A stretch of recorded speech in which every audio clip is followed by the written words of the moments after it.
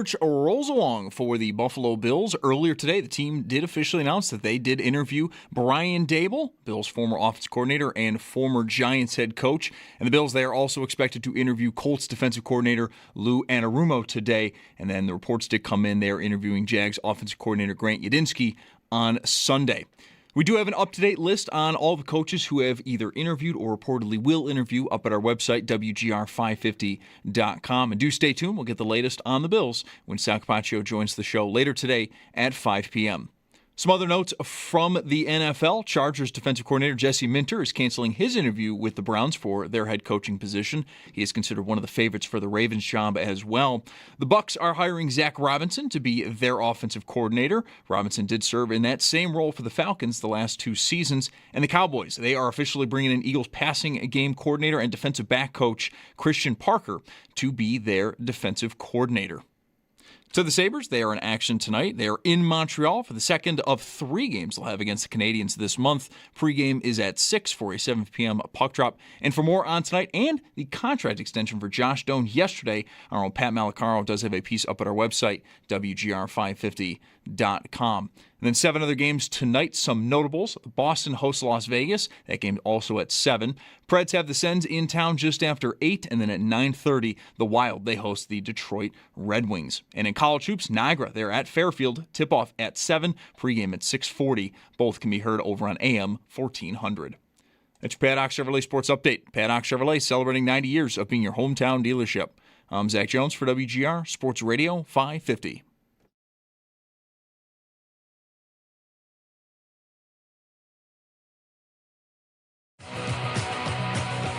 It's Mike Schopp and the Bulldog. All right, what's the report from outside? I was outside for maybe 3 minutes. I counted 8 Q-tips. It's got to be one person that just throws their Q-tips out the window when they're done using them in their cars. It's Mike Schopp. One person? More than one person using Q-tips and throwing them outside? I don't think I use 8 Q-tips in a year. I think I've never used 8 Q-tips. And the Bulldog. What the hell is going on out there? I don't think I want to work in a place where people roll their windows down if they're using Q-tips for Lord knows what and just throw them on the ground. Well, you do. What, is it the 70s? Oh, that's not very nice. It's Mike Schopp and the Bulldog. Driving on the highway 65 miles an hour. I get a little left in my soda from the fast food drive. Out the window. That was the 70s. Who gives an F about anything? Throw a burrito out the window. Nothing matters. 2025, what are you doing? On WGR. Throwing Q-tips out of your car. Sports Radio 550. As far as I know, whatever practice that was. It's a spring and summer thing. Is it, though? I have no idea. It wouldn't be. I don't know. Don't you feel like now you're more congested? There's just sort of more to do with your head and But if somebody face. was throwing Q-tips on the ground out there, we wouldn't see them. That's what you're saying. They might get swept up in the snow plows and just buried in the snow, and we're never going to know. There's no snow plow. That one spot across the parking lot from the building on the end has not been touched. There's no snowplow happening there. That's where they pile the snow that they plow. I think that's why. You think there might be a pile of Q-tips? That parking spot gets pile of snow? Yeah, I don't know. I'm not as confident as you appear to be that we're through the Q-tip littering phase of our employment here. I'm pretty sure we are, but who knows? I think the person would have been sacked. It could be that there was a business that maybe is no longer there that was. I have no idea. I don't know. It remains a mystery. We never really dug that hard in. I mean, you went out there the one day and counted them, and that was it. I never did any investigative journalism about what the source of the Q-tips actually was. Well, I mean, that's fine. That clip was the extent of the conversation. That's right. Other than reactions to the clip whenever it plays. That's as far as we went, I would say. So here we go. We're a few days into this new reality with the Bills, the post-Sean McDermott era. And I want to talk about, as we go through the day, what our latest hopes, expectations are for this. It's sunk in at this point. The press conference happened. The press conference really didn't give us anything, I think, toward which direction they want to go. In fact, there's one clip that I'm thinking of from Brandon Beane when he says everything is on the table. Like, he didn't rule out young, old. This is kind of what he said, offense, defense, anything like that. Experience, newcomer, whatever. Right. So you can I guess, imagine the Bills going in any different direction. It is interesting to think about sort of where they are on their timeline. And the comparisons to the Bills over the years, when a team gets close a lot and then loses, it's not to a young up-and-comer. It's like going from Tony Dungy to John Gruden in Tampa. It's more like that. Either somebody that's a big name already, maybe somebody on your staff, but it's not coordinators from outside that are in their 30s. I think that's not usually what happens here. Brady has already been interviewed, Joe Brady, Brian Daboll as well. And there are a few other names that came out yesterday that the Bills the Bills are going to talk to. And then you've got whatever might happen with Seattle and Denver this weekend, and the Rams too. And the Rams. There's a Ram. There's Who's a Rams that guy again? Shalehouse. Passing game coordinator. It sounds like a restaurant. Yeah. That's his last name. It's Nate, I think, is his first name. Okay. Yeah. All right. I mean, if I say not condescending. Nate Shalehouse, does it sound less like a restaurant? No, if you said the Shalehouse, it would sound more like a restaurant. That definitely would be the case, yes. Yeah. Best Mediterranean on the peninsula. So yesterday, a listener called up and said, "What's your favorite idea?" And I didn't think I was copping out.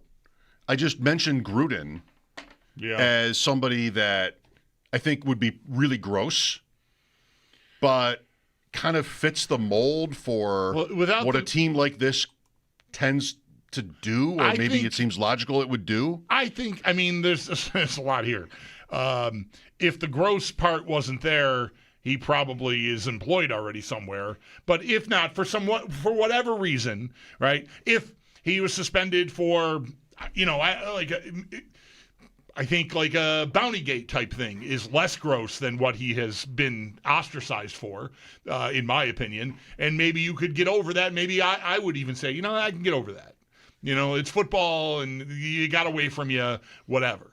I think he would be all we'd be talking about if not for the gross part, not for the part that I think might make him unhireable in general within the league, and that certainly would include the Bills. That's kind of how I view him right now. If not for that, I don't think we'd ever stop talking about the idea, because it does check the biggest concern you'd have is how up to speed is he on what offenses are doing now. Right, these guys like Kubiak and Shieldhaas and Udinski, the guy in Jacksonville, all sort of from McVay by way of Kevin O'Connell, whatever, like the brightest minds offensively that seem to be out there in the sport right now. A lot of them have ties to that. Aside from those guys, but because they're inexperienced and so they don't click as many boxes, like could Gruden convince you that he's up to speed on all that? Because the rest of it would totally check, but I just don't think he's hireable. So I feel like he's disqualified before we even really get into the process myself. I don't have to be right about that, but I suspect that I am. I'd be surprised. Like, his name is not anywhere on no. He's talking, there's all these openings already for a couple of weeks or more, and his name's not anywhere. And that's pretty telling, I think.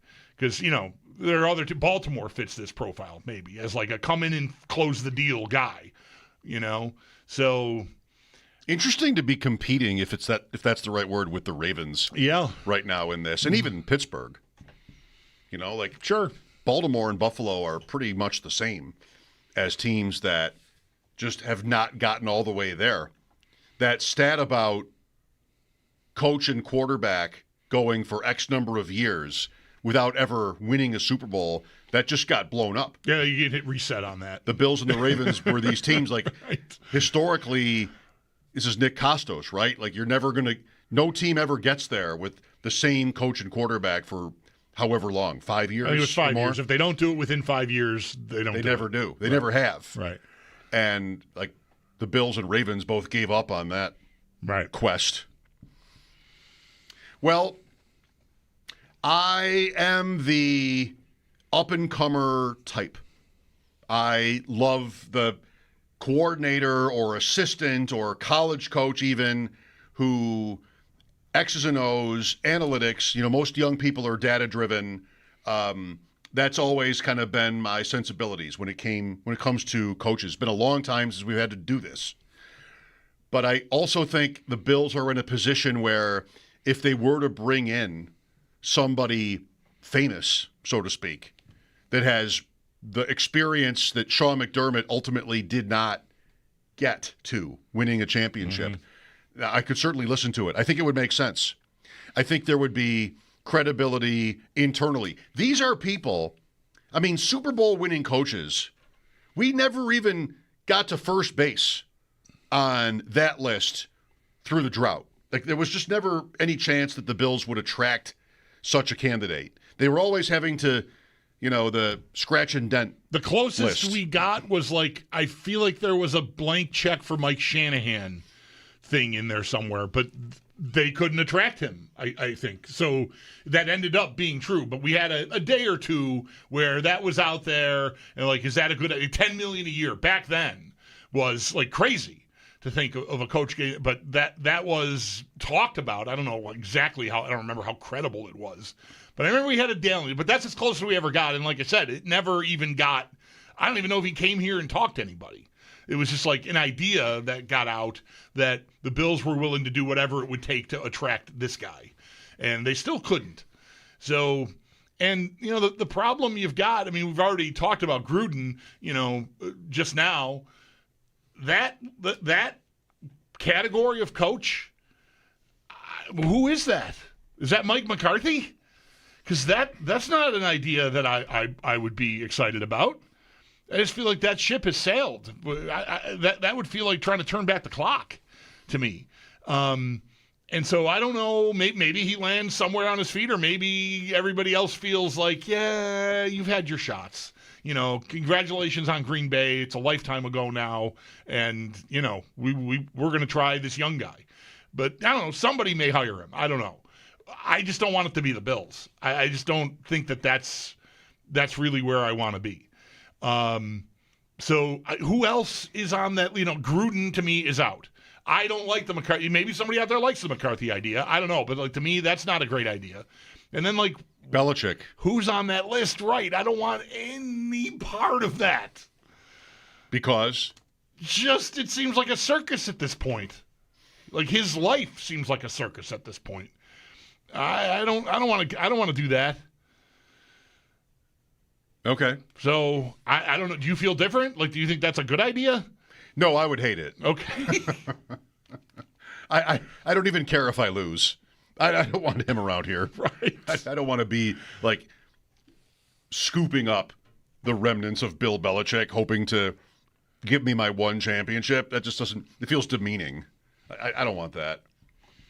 I want it to be somebody new, kind of in a vacuum that can be here. Well, maybe for as long as Sean McDermott was, or longer, sort of the next version of this. I think that would be exciting. I just don't know that it's right for where they're at. Right. Because, all these comments and this conversation about the roster and what it lacks, how do you go about that? How do you improve that, sort of in one fell swoop? It's not going to be easy to do that. No. So, any Josh Allen team, I know how this sounds at this point, but can win. I think most teams would trade places with the Bills if they could. But they have to fix quite a few things. Talent, apparently against how the Bills themselves feel, I think is sort of has diminished. Yeah, I agree. That we haven't even really gotten to that. I've alluded to it a couple times. You heard Brandon Beane mention it, but yesterday was really not the day for roster management and the cap and what the free agent lay of the land, all that. That's going to wait. But there is a lot to do. But at the same time, I kind of want to say almost whoever they hire with Josh Allen as their quarterback, they should, their floor should be 10 wins and a wild card. I just feel like somebody's going to play left guard. if they don't keep David Edwards, and it might not be as good, and then your running game might not be as good. And so maybe we're spending a little too much time chasing New England or something, but it feels like the floor should be set there, which I know is easy to say, but I think it's right. I know there's a scenario where they hire the wrong guy and the roster falls apart and they just have an awful season, but I wouldn't predict that just because of how everything is sounded this week. Like, to me, that doesn't really transfer to that. I hope, anyway. So the question is, can you get someone that very quickly, if not in year one, by year two, have you poised to pass where you've been the last 9 years? Like, that's obviously the goal, right? If you're firing Sean McDermott because you've hit the proverbial playoff wall, which is a feasible enough idea to have, then you have to get busy getting past that. And I don't know how much of a grace period a new guy should expect, but I don't think it's going to be very long, if it's even 1 year long, because, like I say, I think the floor is already, we should be that good because we have the advantage of this guy. So, like, even if we have to fill in a bunch of stuff, we should find our way to having a decent season, just maybe not a great season. But if you get the right guy and the schemes are right and it even elevates Allen and the offense in general, you get some pass catchers in here, maybe you can right away, right out of the wrapper, go back to the top of the conference again. Because, that's where they've been living. I know they were the 6th seed this year. It's not exactly the top of the conference. But still, they've been a Super Bowl contending team. And if they get this hire right, then maybe they can be that again right away next year. But that, again, that's a hard bar, I think, to clear. Well, the names on the list, are mostly not mostly young, but you can see in this candidates list that's been reported what Bean was saying yesterday, which is that, we're open to anybody here. We're not going to just go in one certain direction. Grant Udinski is 30. Yeah. And he's somebody whose name I did not know until this week. And the Bills just played Jacksonville in the playoffs, and I still didn't know it. Right. But Lou Anarumo is in his 60s. 64 years old, defensive coordinator. 1 year in Indy, right? Only as a coordinator. He was with the Bengals for a long time prior to that. At least through this contending window, he's been there. He was the Bengals D Could that ever happen? Older defensive coach, could that ever happen? Maybe it depends on who the offensive coordinator is, if they can provide the Bills somebody. Somebody like that, you could tell him who your offensive coordinator is going to be, probably. You could or decide that for yourselves. How does he get the job? Maybe, he's got a respectable resume as a coordinator. He did a great job on the Bills a couple of times with the Bengals, especially in that playoff game. If he walks in the door and says, you know what? I see Grant Udinski's on your list. I know him. I mentored him, and I can bring him with me as the coordinator. I can make him assistant head coach. It's an elevation from his position in Jacksonville. You have to do that, and I can bring this guy with me. Then that lines up like that. That's how a Lou Anarumo to me, or maybe any defensive coach. Anthony Weaver qualifies as this too. He's on the list, I think. If he's got in his hip pocket Nate Scheelhaas. Right then, every time with that. Right, I'm just trying to get everybody familiar with some of the names that aren't on the list yet. Then that to me might elevate because that, while you don't have Super Bowl pedigree there, you've got older and the respect and the purported authority that would come with that, and then you've got the young wizard play caller guy.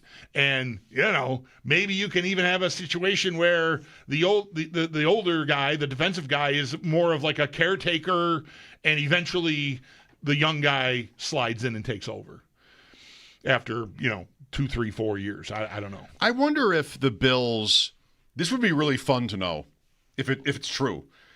Are the Bills getting calls from coaches from the past that would love to. Hey, I'm ready for one more kick at it. Like I'm rejuvenated, and I've got this experience. I don't know, Bruce Arians, someone like that, who's in his 70s, like somebody who's won. Brian Billick maybe is this. Brian Billick, like just somebody from the day that might see this as like okay, well, I would do that, for 2 years or something like this. The obvious name is Ken Wisenhunt. You're wondering what he's up to. He's an assistant coach at a high school. I see. Coached in the Super Bowl for Arizona. But, okay, like, are the Bills, whoever your contact would be, whether it's... Is that the Steelers, Cardinals. Yeah, okay. Yeah. Whoever it is that you might know, there's so many coaches, assistants and people that everybody's sort of connected somehow, I think. Like Mike Martz. So somebody like that just... I haven't been, around for a while, but I've still got it. Yeah. And is there somebody like that? You say Mike Marsh, now I'm thinking of Dick Vermeil. Dick Vermeil. Say it again. Say it loud and proud. Lord, Dick Vermeil. Lord. Just somebody who is not completely off the radar as a coach, but Coughlin. Somebody that might want, might see this as a chance where there's not so much heavy lifting. I'm not trying to push out the GM. I just want to go in. You've got a lot of credibility already. I bring my own. Somebody like, could that kind of name be a possibility here? It's not anybody on this list. I mean, nobody on this list of 6 names is anything toward winning a championship. I mean, really, they're not walking in the door with trophies. And neither is Clint Kubiak or Right. Davis Webb or your guy from the Rams, Nate Scheelhaas. Scheelhaas. I better write that down. They're none of the. This is 9 names plus the 6 that are reportedly going to interview, and there's nobody there that really just works as okay. I know how to navigate this, but I feel like in a prototype, that's what is maybe best for them right now, as opposed to the young Nate hotshot. Scheelhaas. I think it's Haas, but I'm not Haas. positive. I'm not positive. I'm not The House. This is a name I've Don't only hassle the House. This is a name I've only read. I have never. Yeah, I don't consume a lot of the TV. So No. I've not heard his name said, but it looks like Scheelhaas to me. But, Does it? Yeah. But what do I know? Yeah, I Nathan Scheelhaas. Yeah, I got it. There he is. We're 20 minutes into this Yes. conversation today, and it maybe is the first day that we're not reacting to the firing, how the firing was handled, the news conference. It's more like, okay, page is turning. So I don't know. Now I just want to make sure I say Mark Trestman's name. Oh, baby. Because I just feel like every time that we've been through this, like even I think with McDermott in 2017, I feel like Mark Trestman was a name. So I just said I don't. It's not an idea that I think is any kind of good. I wanted to say his name. What's he up to? I have no idea. This is really one of those times where I hope Joe Ostrowski is listening. Right. Mark Trestman. I am going to Did find you out. see what he did with the Alouettes? Come on. Right. Yeah, there's got to be some Canadian coaches' names we need to Right. bring up once in a while. Well, he's a senior offensive assistant with the Chargers, by the way. Trestman. Trestman? Okay. Says Wikipedia. He could be available. They just got a new coordinator. Yeah, he's probably being phased Chargers. out. He might be phased out there. Yeah. Could be on the market. I was really hot for him for a minute. Yeah. Trestman. Oh, the glasses. Yeah. Right. The glasses. He must be smart. He must be, I don't know, leader of men. Let's hope. But he must be wise with the glasses. He was like some version of what you get now every cycle. He was at one time, I don't know how young he was when that was starting to take hold, but he was supposed to be like some sort of schematic wizard. Yeah, right. It was the reputation. He's like an OG, offensive schematic wizard. I think it has that on his business card. Mark Trestman, OG. WG. Offensive schematic wizard goat. Joe Ostrowski next. Sal will join us at 5. Thanks for listening. Mike Schopp and the Bulldog. The Sabres are in Montreal. Pre-game at 6 here on WGR.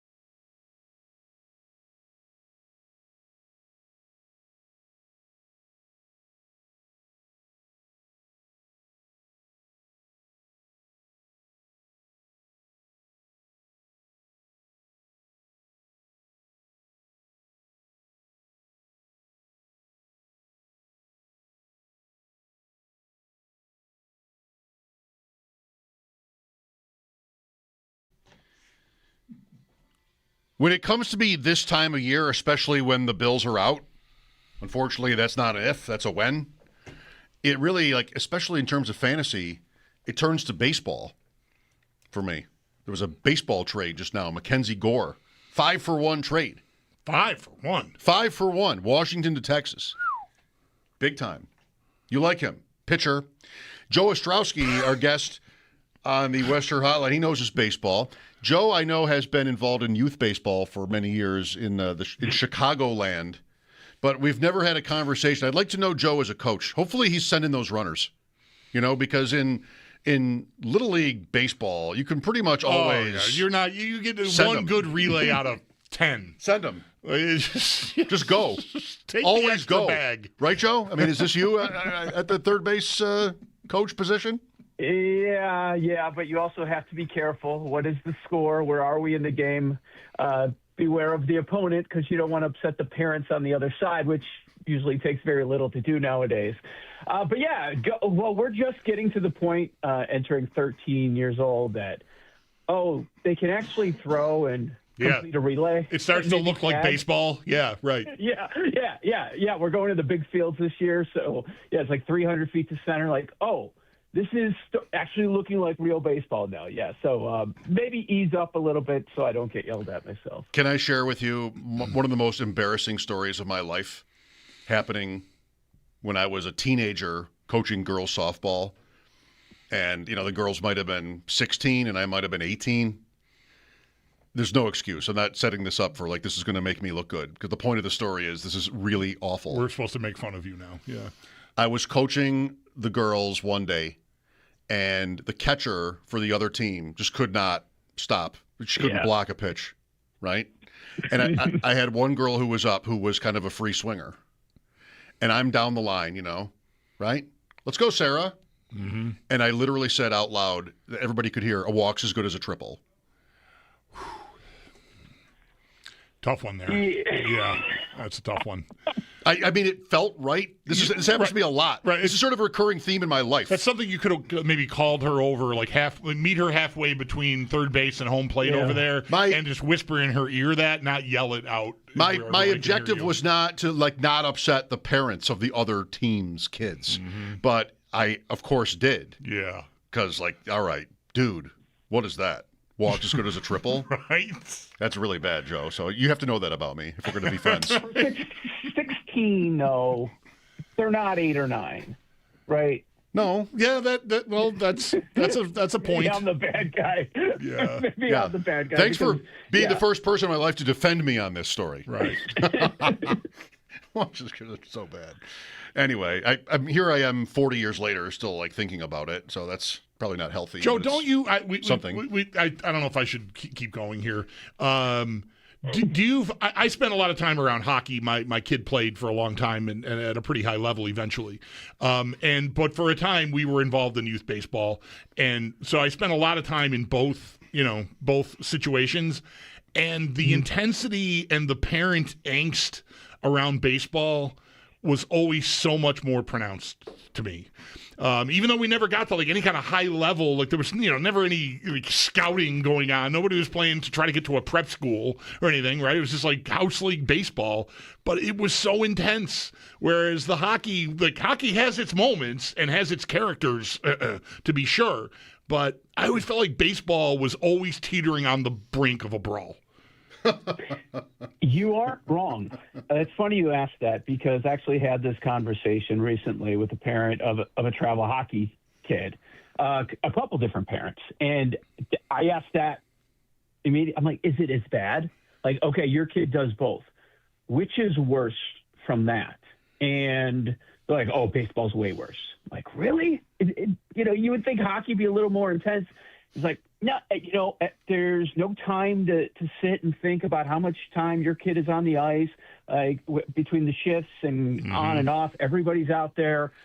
There just isn't that. I've talked to football people too.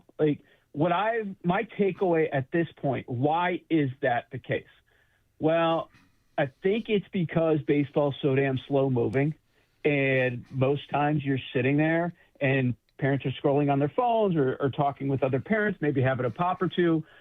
there's just so much downtime, and you're sitting there watching. You've got nothing to do but kind of talk and say what should be going on. And meanwhile, the focus is always 100% on your own kid, which is certainly understandable.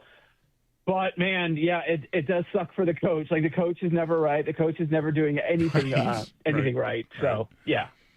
Yeah, I just remember my son playing baseball, and yours did too, Chris, but on that level, and you just have the games, like most games, the pitcher can't throw strikes, and it's just, when is this over? And there's that time, you've talked about this on your show, there's that 9 o'clock or 8, whatever time it is, and the strategy that goes into, should we just let them score so we can play another inning or whatever it is? Baseball does come with a lot of that stuff. Anyway, let's get to let's start with your thoughts on the Bills' loss and the Sean McDermott firing, Joe. Were you shocked? Well, believe me, I would much rather talk about youth baseball than hear about Mark Trestman or Mike Marks, who had Thank you for being there. Thanks for listening, Joe. Trestman. Oh, that Ditka. is, I think you said leader of men. No, the opposite of that. Like, if you're asking a Bears fan, what is the opposite of leader of men, worst leader of men you've ever seen, the answer would be Mark Trestman. But anyways, Ditka is still out there. Ditka is still a name. Yeah. Anyway, Yeah, sorry, Joe. I don't know how much longer he's going to be out there. Move it along, Joe. I've seen press conferences like that my entire life, far too often. It's usually every couple of years because there's a new coach every couple of years. No, it's going to be this guy's going to be the guy, and you want to hear from the owner until you hear from the owner, Right? In most cases. Because they're not media trained, and you're like, okay, we get some insight into exactly how the sausage is made, what's going in the thought process and all that, and it just feels like, oh no, it doesn't make you feel any better about the situation. A few different takeaways. Big picture is Patrick Mahomes, in a year where everything went wrong for Kansas City, all those one-score wins turned into one-score losses, not even participating in the playoffs, he's still running the AFC when he's not even in the postseason. Because that feels like it was a big reason there were changes in Baltimore and changes by you guys in Buffalo. That, okay, he's out. He's not even in the situation. We don't have to worry about running into this dude, and we can't even make a run, and he's not involved. So what are we doing here? I think that was part of it. And the other thing is, for me, and you guys know this better than I do, boy, I, like many of your listeners, did not care for the Bean decision, but it feels like if you have Bo Nix, if you have average quarterback, oh my God, what are the Buffalo Bills? Josh Allen is holding everything together. That's not breaking news. Like, that's how this sport is set up, especially nowadays. But like, if you were to have an average quarterback, I worry about what the Bills actually would be in this league. Mm-hmm.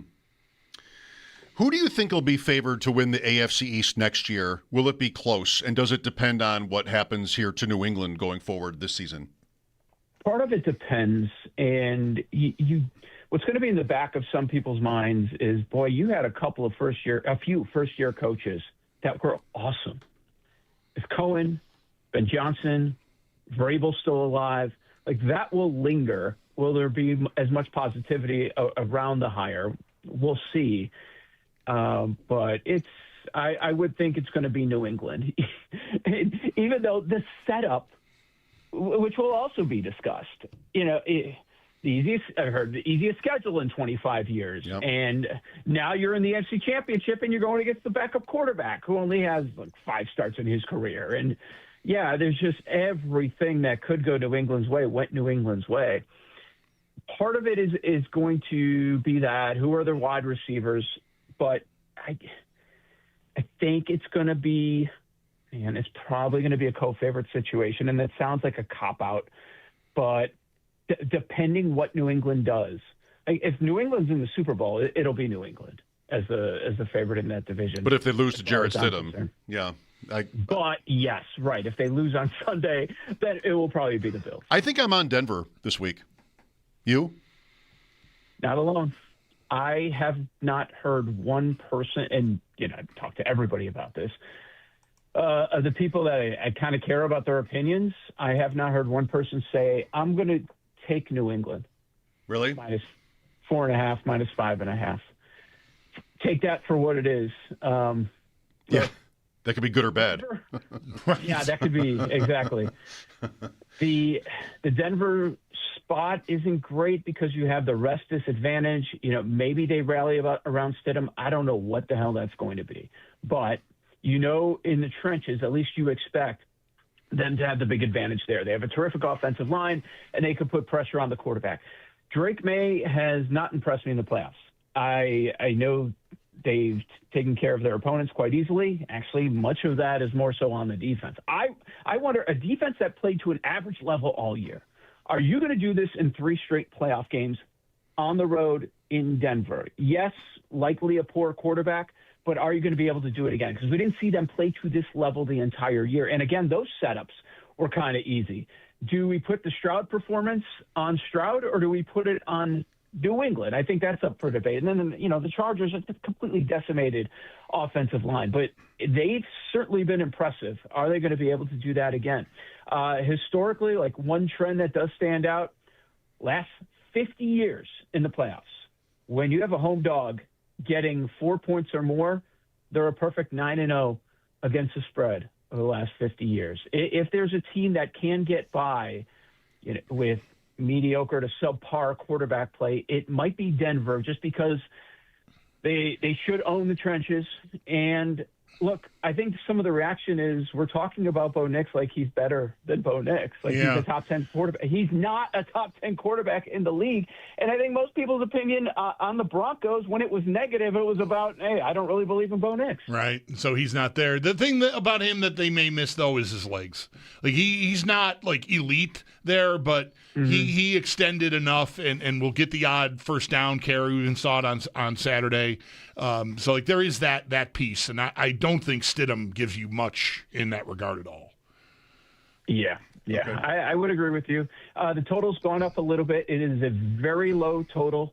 It was 41, and now it's in that 42.5 area. So it would not take much to go over. On the Patriots side, one thing that I do like, man, they pushed the ball deep, and the catches by the receivers last week, absolutely spectacular. And you can get the Broncos on the deep ball once in a while. So I think you're going to get the best effort. It might be one of those things where it's Denver early, and then New England ends up taking over. Can I have that stat again, Joe? Home dogs by 4 or more, last 50 years, 9-0 against the spread. Is that the championship round? Is that all playoffs? That's all playoffs. Really? So none of these teams that were like the 9-8 division winner, like Carolina. Carolina covered this year. Carolina fits this. They're on the list. Carolina was part of this. Yes. Every one of these teams is covered as a 4-point underdog at home. Interesting. Anything quickly on the NFC matchup? Yeah, I mean, this one I find to be more challenging. I've gone back and forth all week, quite frankly. I don't know what's going to happen. I mean, you look at these regular season matchups, a 1-point game, a 2-point game. What is it going to be? Some people wanted to take away from the Seattle game last week, like, oh, okay, Darnold's okay. He did it in the playoffs. Well, no, he didn't. He didn't have to do anything. And that 41-6 shellacking of San Francisco. So that's still in the back of your mind. And Sam Darnold's had 6 interceptions against this defense this season in the 2 matchups. I just can't get there on the Rams, guys, because it is such a horrible spot. It's a rest disadvantage. Rams played on Sunday night. They're coming off the overtime game in Chicago, and it is the 3rd straight road game. You put all of this together, and it's a tough recipe. And, oh, by the way, you're facing the best defense on the road that has a great home field advantage. Both of these teams this weekend, which I do find interesting, these are 2 of the top home fields in the NFL. It doesn't mean what it once did, but I find that to be interesting. I'm looking at Walker. They leaned on him heavily. Charbonnet out. They boost all the numbers. Walker longest rush is 16.5. His carries is 19.5. I don't think they want to put themselves in a position where Darnold loses their chance at a Super Bowl. So I know it's popular, but I expect heavy Walker. Joe, thank you. Great to talk to you. Keep sending those runners. Yep. I will do that, guys. Dayball the favorite, by the way. Wherever you Is look, he? offshore markets, Kalshi, which is a prediction market, they're saying Dayball 42%. Yep, everybody's pointing Dayball. The top three, according to the prediction markets, are Dayball, Brady, and Webb. That market you just mentioned, I saw Joe Fortenbaugh tweeting about that last week, that maybe it predicted McDermott's firing.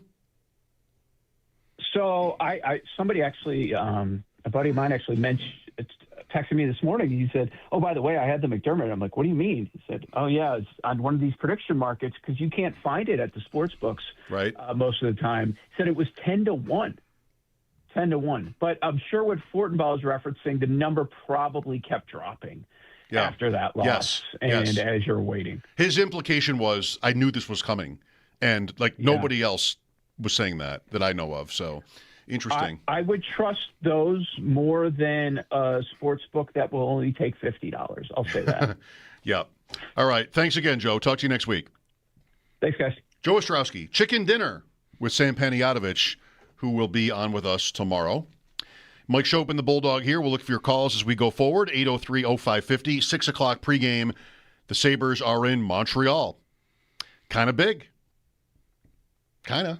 Back-to-back weeks here, Thursday nights with Montreal, and games that, matter in the standings. If you're not up to speed on it yet because you've been swallowed whole by the Bills news all week, the Sabres go into play tonight 4 points behind Montreal for third in the division, and they have played one fewer game. The Sabres have played one fewer game. Okay. That'll still be true after tonight. That's right. Montreal is here next weekend as well. That's right. Again. Back after this timeout, Mike Schopp and the Bulldog, WGR.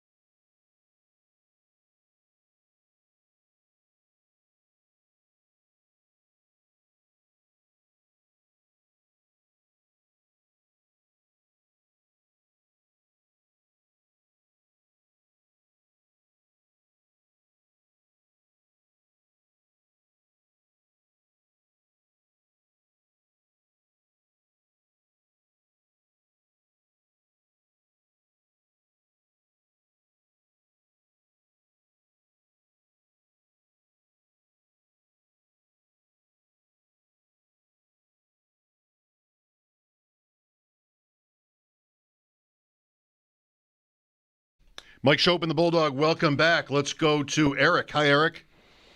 Hey, how's it going today, guys? Good, thank you. Good.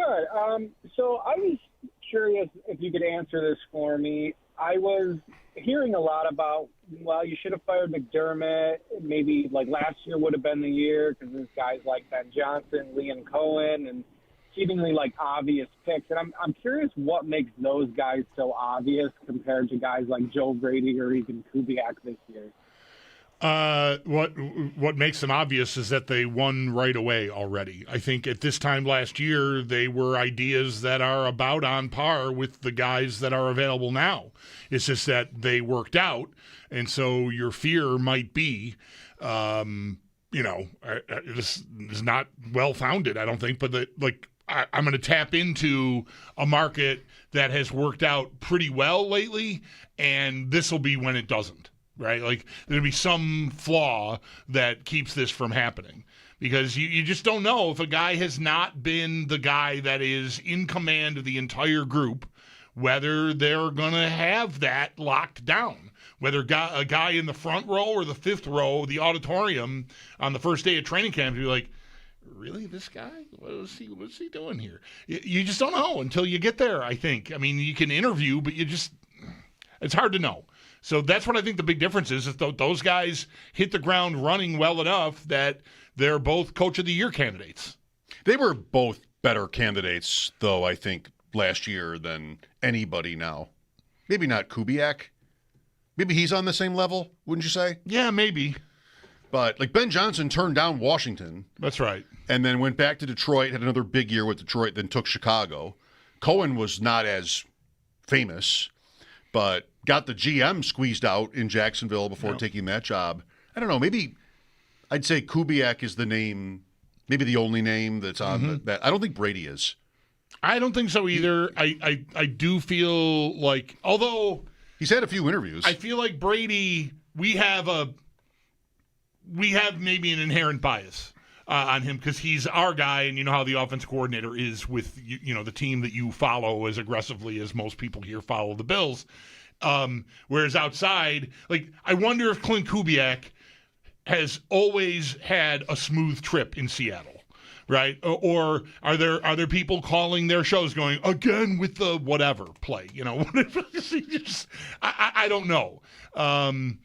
So I feel like Brady is sort of, I don't know, dinged locally in part because of just how we talk about it. Maybe. And he's only been there in Seattle the 1 year. Like, he was in Minnesota for a year, and then New Orleans for one, and now Seattle for one. So he gets around. Thanks, Eric. Mike Schopp and the Bulldog. We'll look for more of your calls after sports here on WGR.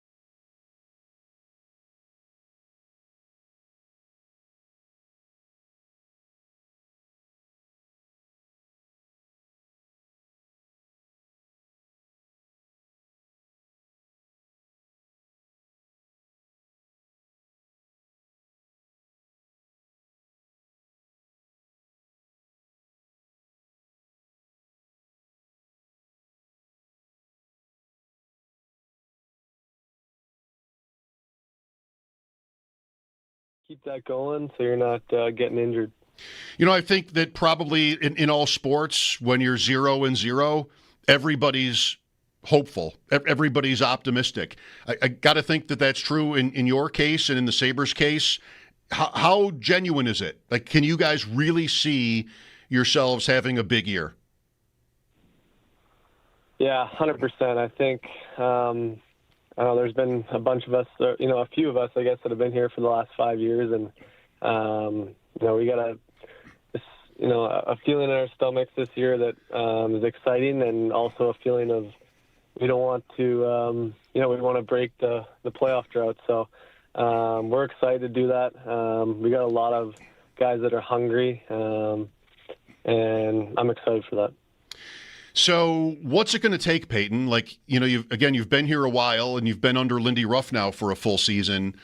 What are the changes, I guess I'll put it that way, that the Sabres need to make this year? Yeah, I think obviously we got to be consistent. That's the number one thing. I think this year we came in with strength and conditioning was a big thing for us.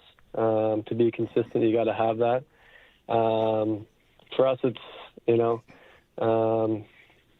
grabbing, I'm just going to say it, grabbing our nuts and, being willing to get in the dirty areas and do the work to allow ourselves to, not want to be played against. And that's a big thing for us. And like I said, just be consistent, have an identity, and we got all the talent to do it. That's no problem. I think it's that time. I think you can say that. Like when you talk to Paul after games, he can just erase it. He can edit it, but I think you're fine. We're live, but I think you're fine. How about your line at this point? I mean, right now Paul's given us the lines through practice every day. Fourth line with Malenstein and Danforth, I think I'm seeing. What do you think? Please correct me if I'm wrong about any of this, but what do you think your role is in that role? Yeah, I think actually just talking to Lindy today, I'm kind of that's Swiss Army knife. Our line's got to be a direct line that when we get out there, we create momentum for the team. And I think we added Danforth this year, who was in Columbus before. He was absolutely terrible to play against, and those are the type of guys we want on our team. And obviously Malenstein,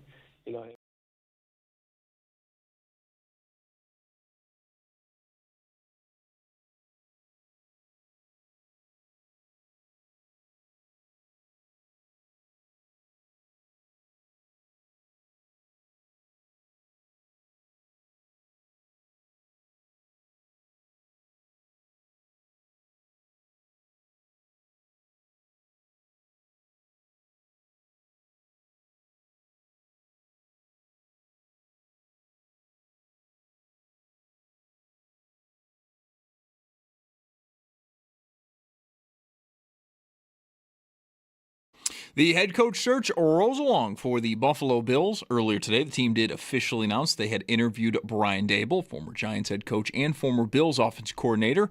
And the team is also expected to interview Colts defensive coordinator Lou Anarumo today. And there are also reports going around that they will be interviewing Jags offensive coordinator Grant Yudinski on Sunday. We do have an up-to-date list on the coaches who have interviewed or reportedly will be interviewing up at our website, WGR550.com. And do stay tuned. We'll get the latest on the Bills when Sal Capaccio joins the show later today at 5. Some other notes from around the NFL. Chargers defensive coordinator Jesse Minter is canceling his interview with the Browns for their head coaching position. He is considered one of the favorites for the Baltimore job. The Bucs are hiring Zach Robinson to be their offensive coordinator. Robinson was the OC for the Falcons the past 2 seasons, and the Cowboys are officially bringing in Eagles passing game coordinator and defensive backs coach Christian Parker to be their defensive coordinator. To the Sabres, they're in action tonight. They're in Montreal for the second of 3 games they'll have against the Canadiens this month. Pre-game at 6 for a 7 p.m. puck drop. And for more on tonight and the contract extension for Josh Doan yesterday, our own Pat Malacaro has a piece up at our website, WGR550.com. Got 7 other games tonight in the NHL, some notables. Boston hosts Las Vegas, also at 7. The Preds have the Senators in town just after 8, and then at 9:30, the Wild, they host the Detroit Red Wings. And in college hoops, Niagara at Fairfield, tip-off at 7, pregame at 6:40. Both can be heard over on AM 1400. That's your Paddock Chevrolet Sports Update. Paddock Chevrolet celebrating 90 years of being your hometown dealership. I'm Zach Jones for WGR Sports Radio 550.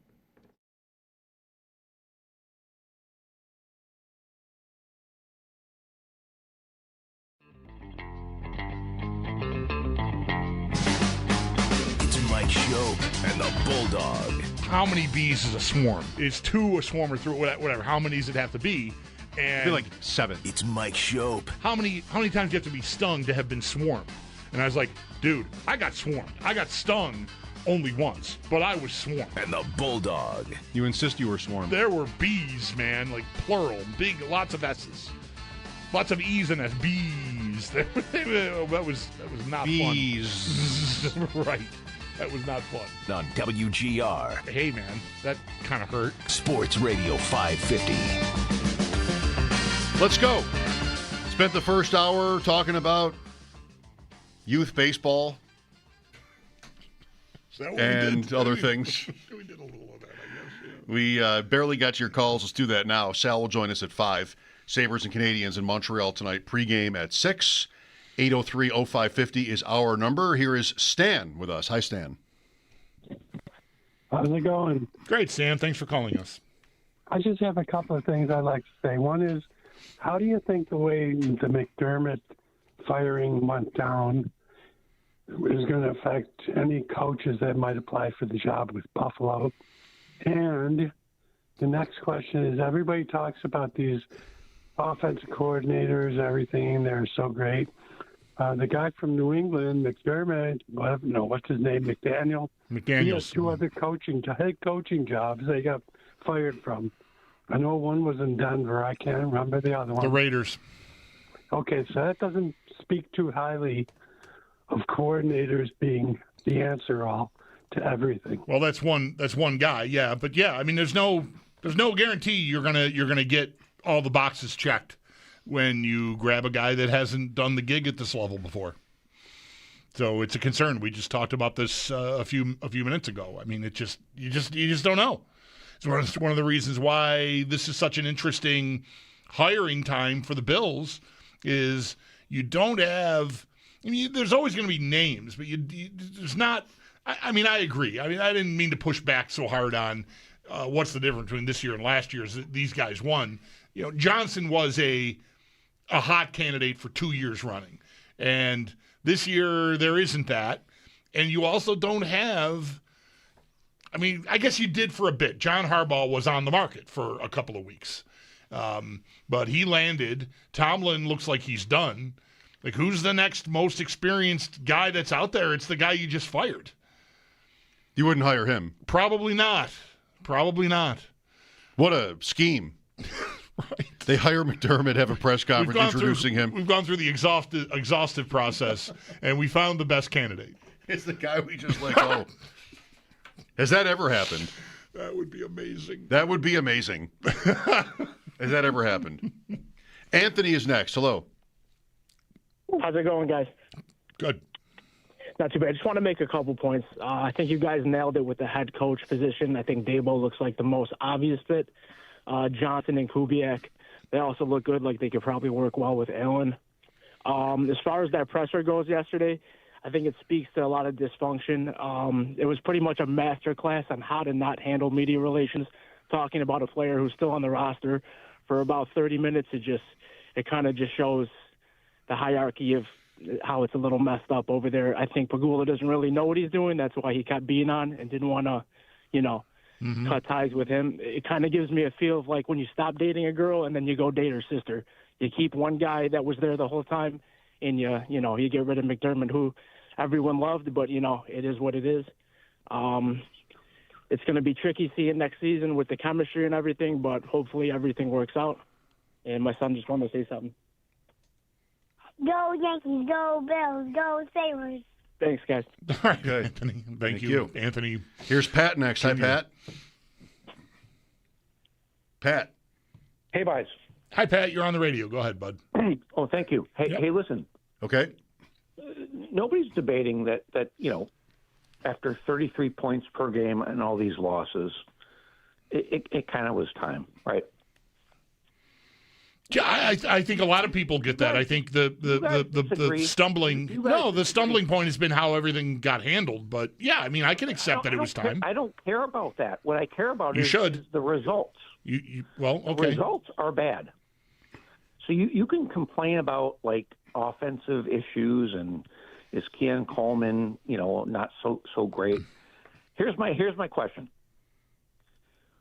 Why don't they just get Flores and Dayball as a unified team? Because the defense has been the problem for the last 8 years, guys. What is that? What is this point? The defense has been the problem for 8 years? Yes, in the playoffs. I mean, somebody's going to have to be the head coach here, Pat. You can have two good coordinators if you want, but somebody's going to have to be in charge. I want Flores on the coach and Dayball as the offensive guy. Okay, well, maybe you'll get it. Did I miss something? Didn't Flores return to Minnesota, or is that with a caveat contingent that if he gets a head coaching job, he'll take that? Yes. Okay. He is not on the Bills' list of candidates that we know of, but yes, that's contingent upon his not getting a head coaching job somewhere else. Yeager is next. Hello. Hey, guys. Real quick, I think our next head coach should have a certain personality, and I think Gable sort of fits that, but there's some pros and cons to him. The pros are he's going to get in Allen's face. We saw that on the sideline. So that's the one thing I noticed about McDermott this year. Last year was amazing about making sure he protected that ball. He wins an MVP because of it. His turnovers are way down. I don't really remember seeing McDermott pointing to his head, telling him to think, or getting in Allen's face. It was almost like, I don't want to make my star player mad, but hey, let's be humble and hungry and protect. There was just no fire. Where I remember seeing Dable pointing at Allen in his face, yelling at him, what were you doing there? Like, we need something like that. I want to say we need a Rex Ryan, but a smart Rex Ryan. Like, I want a guy who wants to be a bully.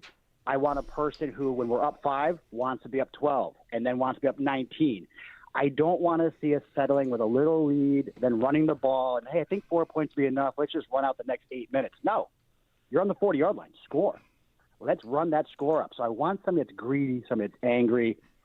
And I just don't know if we ever had that with McDermott. I think that's where it kind of all fell apart. We were okay with a little lead, but we just didn't want to grab the stake and hold it away from all the other dogs, right? That was what we were really lacking. And I don't know if Dable has that.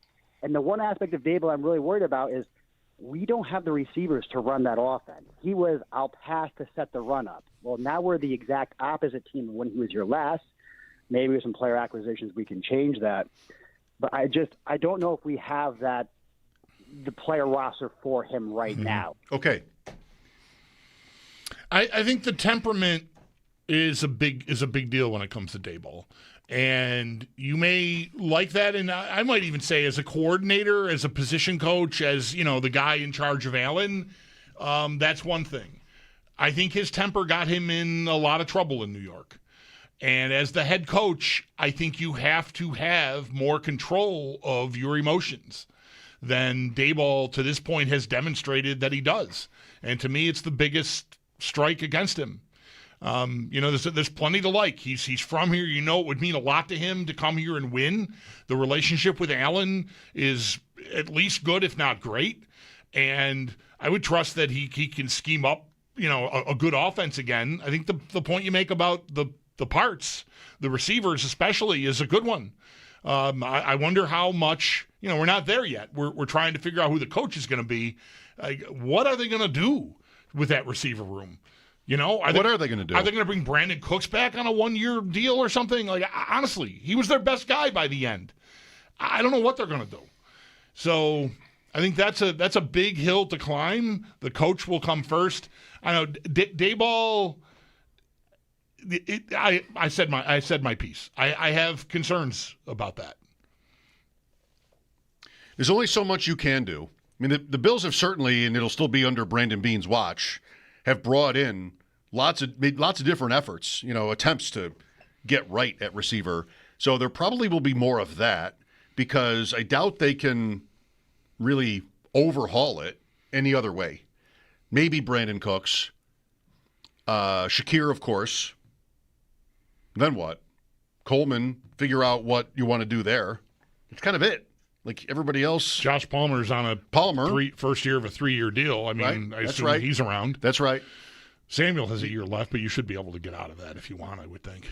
But you have room for an alpha, but that's a philosophical shift. That's something that the Bills have intentionally not done post-Diggs. So if they were to do something like that, which would be what? A first-round pick, a trade, or a big fish in free agency. Who even is that? Then I heard yesterday that the top name, I should look. The top receiver name in free agency is Alec Pierce. Yeah, that might be right. I looked 3/4 of the way through the season, and it was arcing toward that being the case. Alec Pierce. Yeah. Brandon Ayuk will be around. Brandon Ayuk. The 49ers basically said he's never playing here again. I mean, you're tackling a lot of unknowns there, at least from where I'm sitting, as to what exactly unfolded there, because the 49ers basically, with all the motivation in the world to establish a value for him and a market for him, at their season-ending presser were like, yeah, we don't know what the hell happened there. They said he never picked up the phone. He stopped returning my calls, and I just stopped trying, is basically what Kyle Shanahan said, I think. I'm not quoting directly, but you get the idea. He stopped responding. So, they did not, drum up a scenario where, he's of value to them. Come pry him away from us. No, they didn't raise his market value? No. Okay. Dennis is next. Hi, Dennis. Hey, guys. So, I just heard that last guy, and there's some parts there that bother me. I don't need a guy yelling at Josh Allen. 100 times out of 100 with 16 seconds left there, I want to try to get down the field and score. And if he hangs the ball out a little bit, I'm upset with him. But, we're living and dying by everything Josh does. We're awful if he's not the guy carrying the team. And, so with that, I don't necessarily need a guy that's, yelling and screaming. What I do need, though, is a guy I feel like that's going to come in and be committed to throwing everything at the offense as we possibly can. We've seen a defensive coach gets 30 points scored on us every single year in the playoffs, which knocks us out. And, with the different coach, a different scheme, it might be different defensive results. But I just think, Josh has always been shorthanded. And this draft, this offseason, has to be about getting Josh Allen what he's never had other than Diggs for 3 years. We've had some decent pieces. Beasley was decent, John Brown was fine, but we've never really had a stacked room. And I would assume that this next coach would come in and with Brandon Beane and try their hardest to stack that room. And now that there's a philosophical shift that will most likely be coming with a new mind that's going to be in there. So that's what I'd be looking for, man. Josh, on the back half of his career, if this coach is going to stick around, he's got 4 more, maybe 5 more amazing years with Josh, and then he's going to be a little bit of a different player. And that's going to be your time frame. So you got to load it up right now. Okay, thanks. I think at the most 4 to 5 years. Yeah. I think at the most. He could certainly play for well beyond that, like guys do. But right. I don't know how close we are to the cliff when it comes to Allen and his physical dominance. Yeah, I wouldn't want to put my name on that we're at the precipice, but I do feel like we're past the top athletically. As a runner, my observation through this year was there were numerous times, it could just be circumstantial and therefore a coincidence, where he goes, it's usually in the middle of the field. When the line is, seam, he's going to go. And he just gets got. Just enough to keep him from getting, the first down or the yardage. And I just feel like that could be a sign that, he was banged up a lot this year too, and that could cause it. But that accumulates. I feel like his best as a runner is we're past it. Maybe he'll plateau for a while. That would be ideal. But I think the best is in the rear view, unfortunately. That's my read of it anyway, watching him. John is next. Hello, John. How you guys doing? Okay. I was actually curious what you guys think about Frank Reich as a candidate. Former Super Bowl winning offensive coordinator, took his team to the playoffs against the Bills. I know he's been sitting on the shelf for a little bit with that contract. Do you think he's a chance at possibly getting a shot at the head coach's spot? I don't know. I'm not super excited about the idea. Due respect to him. He's 64. He's been at Stanford most recently. Sort of as an interim for the whole year. Like it was like we need somebody for a year. I think it was a favor to Andrew Luck. Isn't Andrew Luck there? Is like the GM of the football operation now? Yes. He's available. That does not make him unavailable. But I've never heard his name. And Stanford is in the Atlantic 10 now, I believe. Of course. No, what are they in? ACC? I think they're in the ACC. I really don't know. Cal and Stanford went to the ACC. Okay.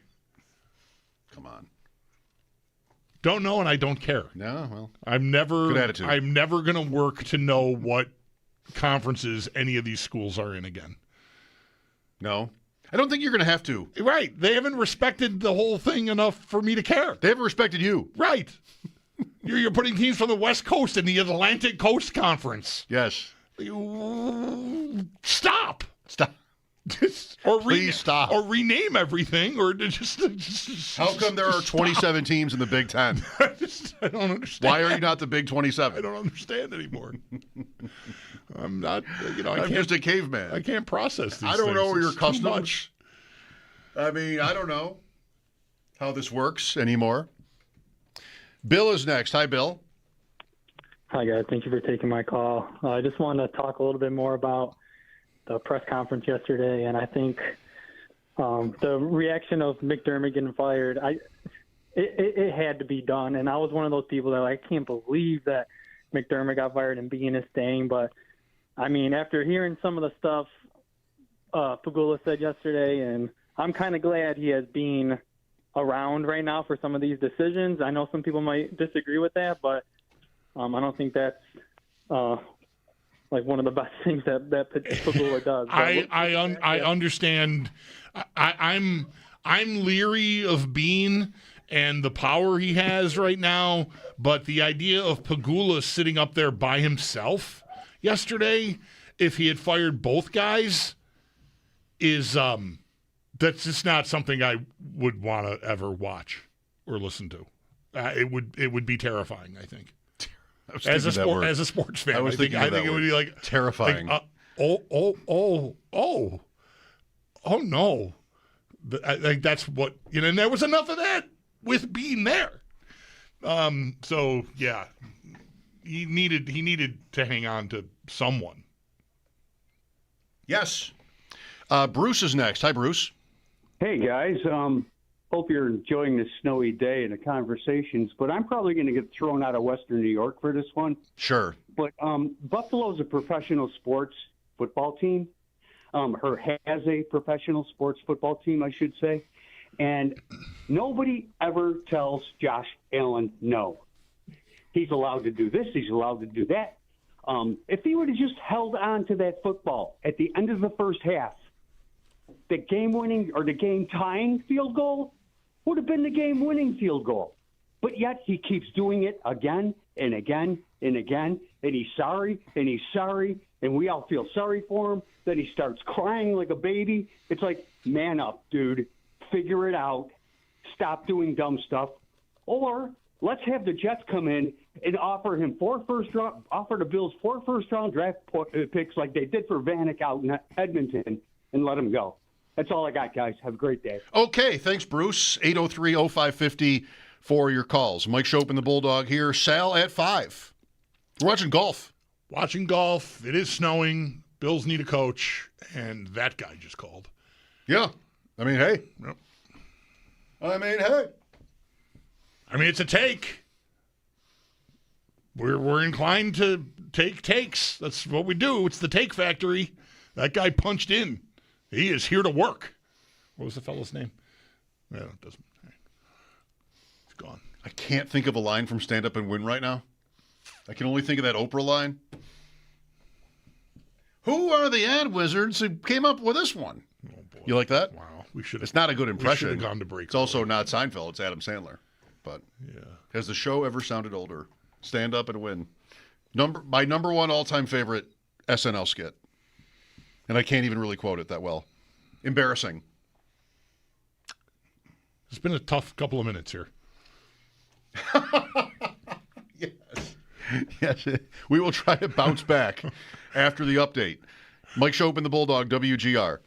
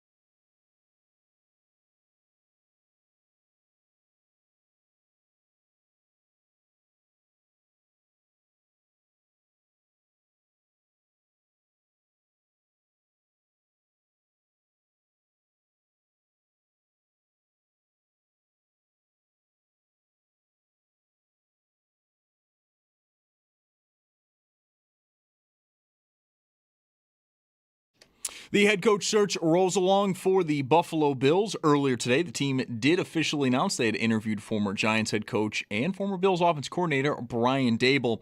And the team is also expected to interview Colts defensive coordinator Lou Anarumo later today. They are also reportedly going to be interviewing Jags offensive coordinator Grant Udinski on Sunday. And if you want an up-to-date list on all the coaches who have been interviewed or reportedly will be interviewed, we've got one up at our website, WGR550.com. And do stay tuned. We'll get the latest on the Bills when Sal Capaccio joins the show in just about a half hour at 5 p.m. To the Sabres, they're in action tonight, and they're playing Game 2 of 3 against Montreal this month. They're in Montreal tonight. Pre-game at 6 for a 7 p.m. puck drop. Ukko-Pekka Luukkonen is expected in the net tonight for the Sabres. And then for more on tonight's matchup and the contract extension for Josh Stone yesterday, our own Pat Malacaro has a piece up at our website, WGR550.com. Then in college hoops, Niagara, they're at Fairfield. Tip-off is at 7, pregame at 6:40, and both can be heard over on AM 1400. That's your Paddock Chevrolet Sports Headlines. Paddock Chevrolet celebrating 90 years of being your hometown dealership. I'm Zach Jones for WGR Sports Radio 550.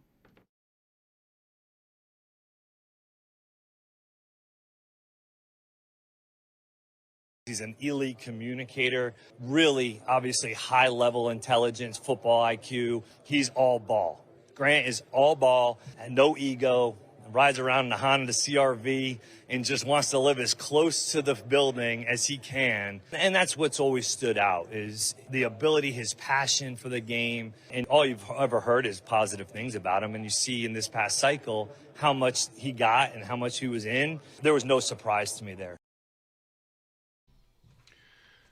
Liam Cohen talking about Bulldog and his high levels of preparation and professionalism, creativity, and big brain. I do like living near where I work. I don't want a long commute. No, who does? Luckily, it's been a good run here. Yeah, it's like 6 miles away. Liam Cohen talking about his offensive coordinator Grant Udinski, who is one of 6 names reportedly of interest to the Bills. Young. He's got a CRV. I guess so, yeah, at least according to Liam Cohen. Yeah, I believe him. He would know. He probably would know. Why would you make that up? Here's Jake with us next. Hi, Jake. How are you guys? All right.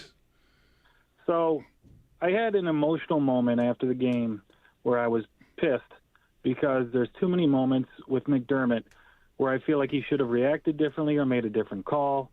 That game, that moment with the catch interception, I was jumping up and down because we could all see it, and he called a timeout. The ref came over. They had a polite conversation about it, and McDermott kind of rolled over, and the game went on. What I needed from Sean in that moment is a fired-up coach stomping up and down the sidelines, grabbing the ref by the shirt, saying that's a catch. I don't care if he gets ejected. But there's too many moments in his career as a Buffalo Bills coach that he has just rolled over and taken it and just been like, that's the way it is. He waited until after the game for his presser to say, now I'm defending Buffalo. No, I needed that on the sidelines. Pagula needed that on the sidelines. Your team needed that on the sidelines. You know what? If you did that, you probably still have a job.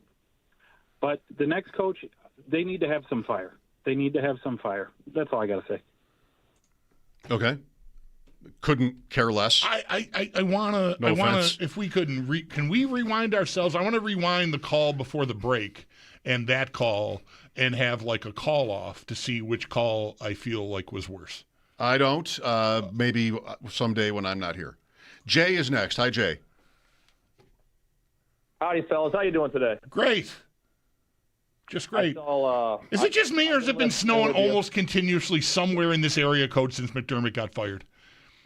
I think it has been snowing continuously somewhere within the 716 area code since McDermott got. I'm not making I'm making a certain kind of point. Just an observation.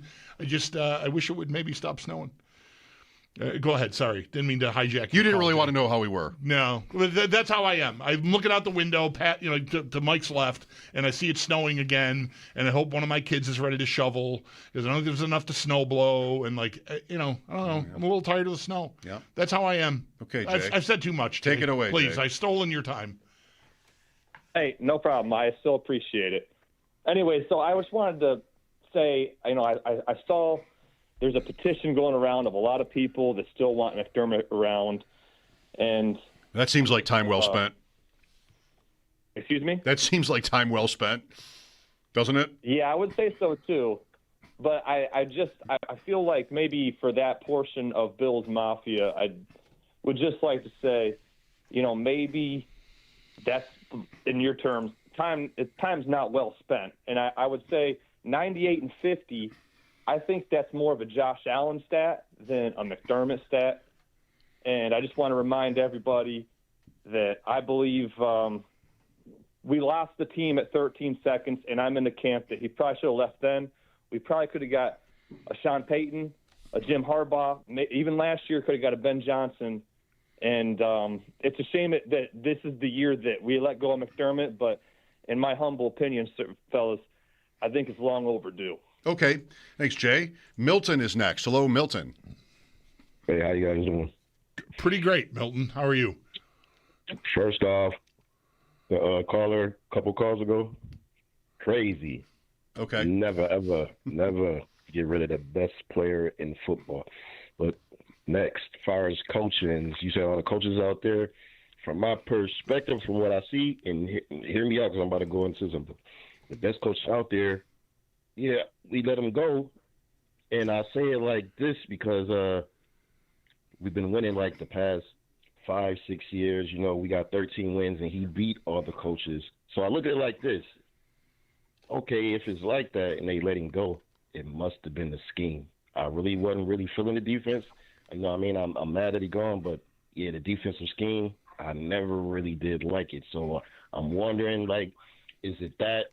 As far as the coach, as far as I'm concerned, I think, yeah, you bring in Dable or Brady, and you bring in somebody like Jim Schwartz. I love his defense. What do you got to say? Okay. I mean, you're probably not getting two of these people. Maybe, but I doubt it. I think if you want to hire Brian Dable, maybe you get Jim Schwartz, if that is what he wants to do. He's already a defensive coordinator, though. And nobody seems to want to interview with the Browns. He's had 2 interviews with the Browns, I think. And all these other people are just not even taking their call. No. Chris Shula is the latest, reportedly, to no thank you. So I think you got to pick one. Did I see today, did you see that McDermott is going to talk to them? I didn't. I thought I saw that, but Maybe. I might have missed it. Yeah. That happens. I like Jim Schwartz's defense a lot. I mean, like his style a lot. I don't know that I want to make him my head coach. We've not heard his name connected at all, and they could talk to him anytime they want. He's not tied to anything. But I have liked his defense. I don't know about as my head coach. I don't hate it. I do like his defense a lot. Dave is next. Hi, Dave. Hey, how you doing, guys? Good. Yo, my big thing is that I'm not a McDermott supporter. I was like the loudest guy in the room, screaming my lungs out to fire this guy. But as things went on and it was obvious he's not going nowhere just simply based on what he's done. At the end of the day, I said that McDermott did his best coaching this year, and he was getting it together last year. I think it's despicable what Brandon Beane did to him. I mean, here's a guy that came here and broke the drought, number one, without Beane. So Beane can't take no credit for that. You know what I'm saying? Well, he was here, but the same guy goes and gets this guy, gives him an opportunity when the ship was sinking in Charlotte, and then you do the guy this dirty. I mean, my personal thing is, I think this got a lot to do with Kim Pagula. Because last I knew, she was going to the NFL meetings representing the Buffalo Bills. And when her health went down, she was a big supporter of McDermott. When her health went down, that's when the coup started. And this little song and dance that the owner did, ain't he the same guy that fired Lindy Ruff? And Ruff left here and won championships, and then all of a sudden, 20 years later, he's bringing the guy back. I mean, come on, man. Y'all got to start spitting the real truth what's going on. And it's a shame because at the same token, a lot of people have been right and some people have been wrong. But I'm the guy that called up and screamed at you guys, especially you, Bulldog. Yeah. Get him. About when Peterman was supposed to play in front of. Oh, baby. This keeps getting better. I'm so excited to hear about these cups Lindney won. But anyway, keep going. Well, my point is, I've been in tune to what's going on here, and we all know that he destroyed the Buffalo Sabres. I was a Sabre fan. The guy come in, promised, I'm going to take us to a championship. He turned the thing upside down. And then now he comes in with this here, Josh saying, look at me. Josh saying, acknowledge me. Like, I'm the billionaire, so you look up at me. He wasn't complaining when he said that, Dave. You know, right? He said it. He wasn't complaining about Allen not doing that. He just said it to defend him. He gave you the impression that he wasn't complaining, but he was complaining. No, he clearly wasn't. He clearly wasn't. Well, let's not argue about that. But the point is, all right, let's hear the point. One more point. Everybody out there asking for a coach that won a Super Bowl. Yes. It's only been 2 coaches in the last 69 years that did that. So you taking progression, which you have with McDermott, and turning it into a gamble with some new guy that you don't even know. Half of you want a coach that won a Super Bowl, even though only 2 actually did it in 70 years, and it ain't been done in 53 years. So look at the odds. I have to know. What hasn't been done in 50 years? I said a coach that's won a Super Bowl and took another team to the Super Bowl. Oh, I see. And won. So it shouldn't be possible. You're saying it's pretty much impossible for somebody to. I mean, think about it. Look at the odds. hasn't happened. You got 2 guys did it in 70 years. Okay, 60, but. So if you get one of those guys, you push yourself further away from getting to the. Interesting the logic. Interesting logic. All right, thank you, Dave. Let me end it right here. Thank you. Let me end it right here. Oh, great. You're not done? No, yeah, just 2 more seconds. 2 more seconds. You know what, man? I appreciate the time you gave me. I do want to say thank you to you guys because you probably let me rant on longer than anybody in history. But at the end of the day, Kind man, of did, yeah. Pretty much. Yeah. I was enjoying it. Thank you, I mean, Dave. Yeah, it was such a ride. I was very eager to hear where the Peterman part was going to end off, but he got distracted and changed so I don't even know what was going on there. Interesting logic that you shouldn't hire a Super Bowl winning coach because only a couple have won with more than one team. That was the point. Who are they? I don't know. I don't know. It's still snowing. It's still snowing. You're right about that. Who are they? It's snowing harder than but I said something, and now I'm being punished because I opened up my big mouth and complained, and now it's snowing even harder. I don't think any coach has ever won a Super Bowl with 2 franchises. Ben, right? But not one. I can't think of any that have won with 2. Shula went with 2. Parcells didn't win. This guy doesn't even know how right he is. Yeah. It's 0.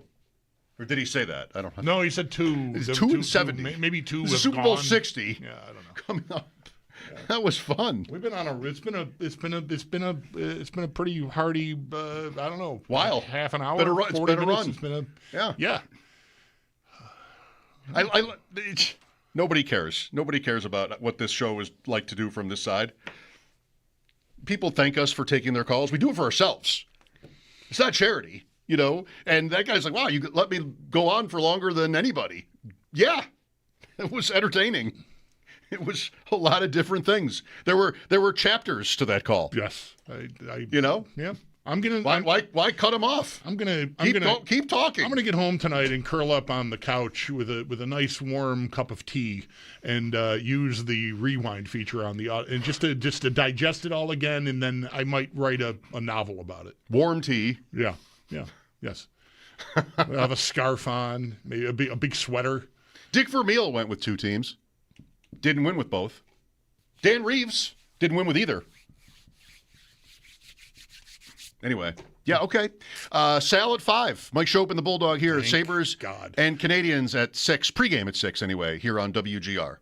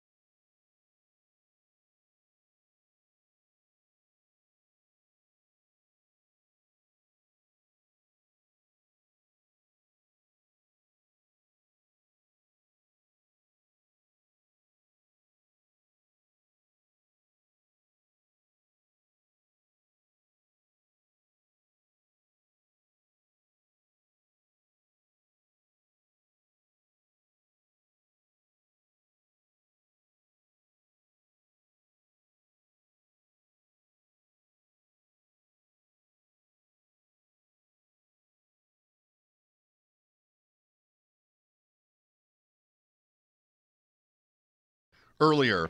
Check it out on the Odyssey app on demand. Joe brought to our attention that home underdogs in the playoffs of 4 points or more haven't not covered the spread in more than 50 years. 9-0. I've got the list. I found the list. Not since 1971 has a 4-point home playoff underdog not covered. And that's the Broncos at the moment. 4 or 5. I like them myself. I told Joe that. He seemed to agree. Not 6-7. Not yet. But I'd be on Denver there. I kind of feel like the quarterback loss is not that big. The step back, drop off from Nix to Stidham is maybe not that big. I mentioned this with Joe. I feel like the feet are maybe the biggest deal.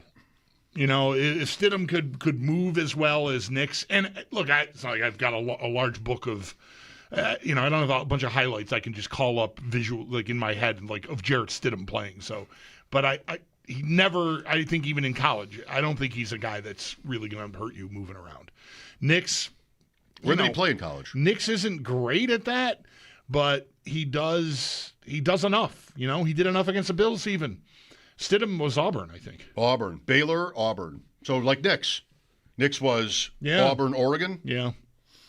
Then maybe 4 other places? I don't know. Before that? I don't remember. Here's Nick with us. Hi, Nick. Hey, thanks for taking my call. You're welcome. So this might be a weird observation, but fit right in. Okay. So it's always seemed to me during the Sean McDermott tenure that the way that the organization was run, being like culture based, that it and then you look at other teams around the NFL, it seems more like a business, like a normal job. And with Brandon Beane's comments at the press conference, he said that they were looking for, or that the job was like a CEO type. And my question to you is, do you think that they would be looking for a coach that it's not going to be more about the culture, where it's going to be more based on individual results? I don't know. Like per player. I don't know. I battled with McDermott and about McDermott for years about the culture stuff. I just really don't care that much, but I can't say that he wasn't about individual results. So what's the premise? That he wasn't because you can't be both? I don't know. I can't get there at all. I mean, you're not exactly saying any business has a culture. If the culture is numbers, then that's the culture. And like your performance and everything about it is predicated on what kind of numbers you're producing. I think a football team is a living, breathing thing. You've got individuals, 90 of them at the beginning of the year. You get down to 60 or so, including practice squad guys, a little more than that maybe. The culture inside the building, the interpersonal relationships matter a lot, I think. It's not as though you can't have a dysfunctional team that's so good that it doesn't matter, but I think it matters more to me in a football operation than it would at a data mining company. It's fine to be focused on the numbers if you're mining data. That's what you do. You got people that have lives, that have families, that are competing physically and emotionally with their peers and with one another, and there's a lot. Personality and the temperament, I think, matters a lot. We'll take a break. Coming up next is Sal Capaccio, Mike Schopp and the Bulldog, WGR.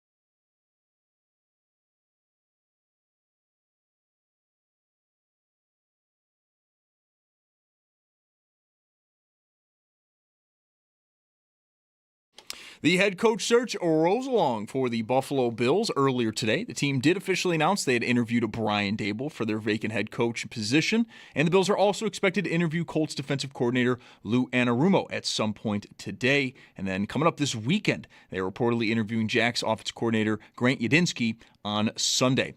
If you do want an up-to-date list on all the coaches who have interviewed or reportedly will be interviewing, we do have one up at our website, WGR550.com. We'll get the latest on the Bills, though. Stay tuned. Sal Capaccio joins the show next. Some other notes in the NFL. Chargers defensive coordinator Jesse Minter is canceling his interview with the Browns for their head coach position. He is expected to be one of the favorites for the Ravens job. The Buccaneers are hiring Zach Robinson to be their offensive coordinator. Robinson served in the same role for the Falcons the last 2 seasons. And the Cowboys are officially bringing in Eagles passing game coordinator and defensive back coach Christian Parker to be their defensive coordinator. Over to the Sabres. They're in action tonight. They're on the road in Montreal for their second of 3 games live against Canadiens this month. Pre-game at 6, that's in about an hour, for a 7 p.m. puck drop. And for more on tonight and the contract extension yesterday for Josh Doan, our own Pat Malacaro has a piece up at our website, WGR550.com. Then in college hoops, Niagara at Fairfield. Tip-off is at 7, pre-game at 6:40, and both can be heard over on AM 1400. That's your Paddock Chevrolet Sports Update. Paddock Chevrolet celebrating 90 years of being your hometown dealership. I'm Zach Jones for WGR Sports Radio 550.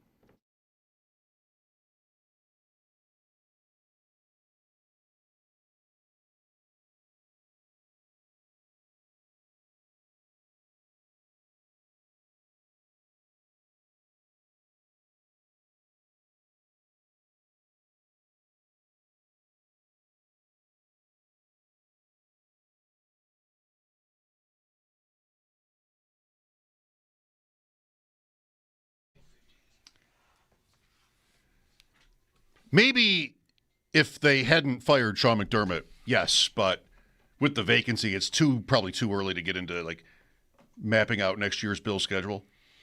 Yeah, don't rush that. Week 1 prime time. Yeah, we got time. That has to wait. Yeah, I think really so. Can't do that right now. Yeah, I see. Two games Sunday. Both are Mike versus Sean games. All right.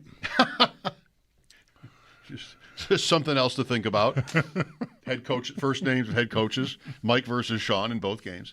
Sal Capaccio with us. I think Sal probably is too busy to be dabbling in next year's schedule, except for the possibility that the opener is at night, right? Because of the new stadium. That happens. I can remember Sal telling us that in years past, that when LA opened its stadium, right, Sal? Like you might have thought they were going to prime time, and they did.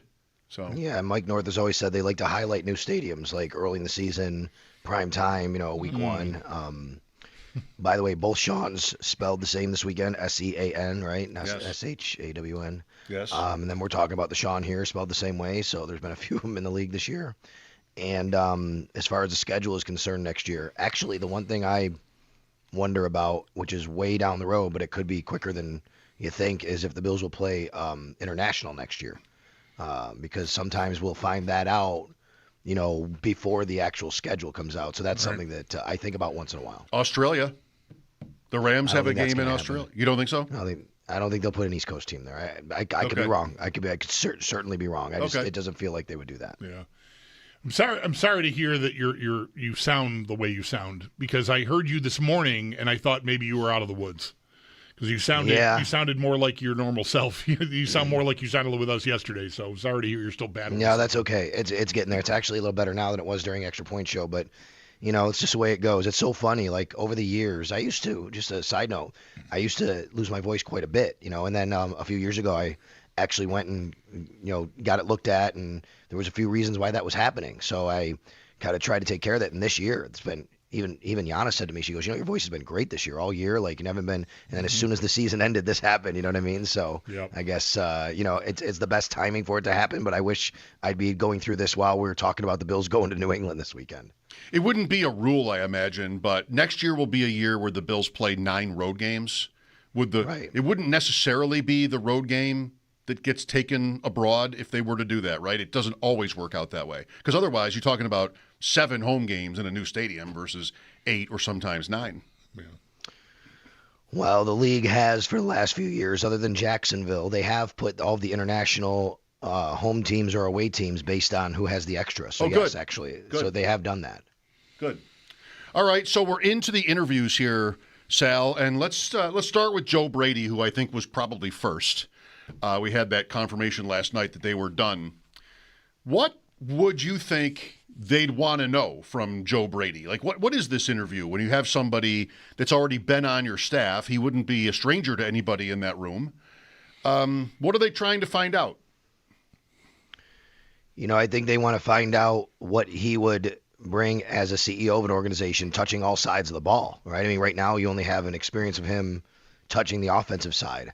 But this is, as Brandon Bean said, this is not a play caller or schemer. That's not necessarily what they're looking for. They're looking for a CEO type, which is right. I mean, the head coach has to be someone who's got to be able to coach everybody around the roster, has to be able to coach all the coaches, and you have to be able to pick your staff. I mean, if we already know that Aaron Kromer's retiring, so even if you have continuity in a coaching staff with Joe Brady on the offensive side, you're probably going to have to find a new offensive line coach, and then who knows? He may say, I want a new running backs coach, receivers coach, whatever. So a lot of these interviews all the time, guys, it doesn't matter who it is, are basically who are you going to bring on as your coaching staff. Your defensive coordinator is a big hire, special teams coordinator. They're probably trying to find out that, how do you deal with certain situations? What does practice look like? All those things. So things that he hasn't been in charge of. Yeah, we know your personality, but you've seen it here in Buffalo. And I think Joe could speak from a unique perspective where they could get some insight, which is, hey, why do you think that it hasn't gone the way it should at the end of the season? And what would you maybe do different to try and get different results? Yeah, I wonder how much, familiarity, I wonder how much that, how heavily that weighs, positively or negatively. They may want a completely clean break from someone who worked under McDermott and might do some things similarly, if not exactly the same, but that also could be a positive. If the room is shook by, too much, too tumultuous a change, then you might have, too long of a ramp-up period for a team that's still, I think, very much thinking of competing for a Super Bowl right away. So I wonder how to parse that. I 100% agree with you. In fact, when this whole thing started, I felt, all right, if you're going to do this, I don't know how you can elevate somebody from the same staff. If the whole point is that you're trying to get this group a different message and to get them to somewhere they haven't been, elevating a coordinator feels like it's kind of not doing that, right? So why did you fire the head coach? I mean, sure, you could look at it both ways, but that's kind of the way I felt. I do think Brian Daboll, we haven't talked about yet, but I think he could be looked at similarly because he was here under McDermott. But obviously, he's been gone. He's been a head coach. That's a little different. But I think overall, anybody who's been a part of the staff for the last few years, it's on the staff, I think that could be a negative more than a positive here in this situation because it feels to me like the Bills, the way Terry Pegula spoke about the locker room and hitting the proverbial playoff wall, it feels to me like he wants a different message, a different voice, a different direction. And I think having someone who's really been in a high seat in the organization on the coaching chart, I don't know if that would represent that, to be quite honest. Brady has had a few other interviews, correct, Sal? Maybe 3 others? I know Baltimore. Where else? Arizona? Arizona, yeah. Was he Atlanta? But they went with Stefanski. Maybe. I think he did. I think he did talk to Atlanta before Stefanski. Yes, that's right. Okay. I was on a Baltimore station. They asked me about Joe Brady. My answer was, look, I mean, he's a bright young offensive mind. I don't think anybody would deny that. He was at LSU with Joe Burrow in that group in Buffalo. I know people can nitpick a lot of things about the Bills and play calling. They still were very highly ranked in so many areas. Did a great job in the run game, offensive line. My question would be, though, and I said this to Baltimore radio, my question would be, is he a CEO kind of guy, especially in an organization like that who just went from Jim Harbaugh, who clearly is that guy. You know what I mean? John Harbaugh, excuse me, who was clearly that guy. Like, that would be my question about Joe Brady is, does he have right now, do you think he's seasoned enough to be the CEO type of coach that you need to run an organization? I think I saw Jesse Minter as the betting favorite in Baltimore. He's been defensive coordinator for the Chargers each of the last 2 seasons. All right, so Sal, what about Brian Daboll as an idea? We certainly know the history between him and the Bills, ties to the area even beyond his leaving the Bills, I believe. like still maybe has a house here and family, perhaps. Do you like this idea? His kids still live here, yes. I know that he still comes back here a lot. He loves Buffalo. He's a Buffalo guy. He wants this job. I can tell you that. I go back and forth because I think I like the idea of Brian Daboll being back here and working with Josh Allen and the storybook ending. But, how often does the storybook ending actually happen, right? I mean, that's the thing. Like, is that too Pollyanna and thinking about, like, oh, my gosh, like, you get caught up in all of that. However, I do think Brian, he didn't have a good record as a head coach in New York. There were a lot of things I think that went sideways last year, the incident on the sidelines and the tent and all that kind of stuff. I also think that Brian Daboll probably learned a lot from all that, and I'm sure kind of takes a step back, I would hope, and say, okay, well, next time I get a chance, I'm not going to do this or that. I just come back to one thing about this, guys, which is Terry Pegula made sure to say that Josh Allen's going to be a part of the team involved in this search. And he should be. And I will tell you, I don't care if it's the Bills and Josh Allen or Baltimore and Lamar Jackson, assuming they keep him. Those two people are the most important people in those organizations with head coaching job openings, and they have to be comfortable. They have to. You cannot hire a head coach who I think Josh Allen isn't comfortable with. And we all know, and that's not saying he's picking the coach, right? I'm not saying he's picking the coach. But we all know Josh Allen is comfortable with Brian Daboll. I mean, they have a very good relationship. Now, if you heard on Ryan Fitzpatrick's podcast, yes, I'm thinking about this a lot. Yeah, you can't hire people that are Josh's, golfing buddies and too close with him. You got to hire somebody that's going to keep him held accountable. It's going to be hard on him. So I've talked to people and I've asked, here's the question I've asked. Do you think that Brian Daboll would fall into the Josh's buddy category or the accountability for Josh category? And the answer I've gotten is accountability category.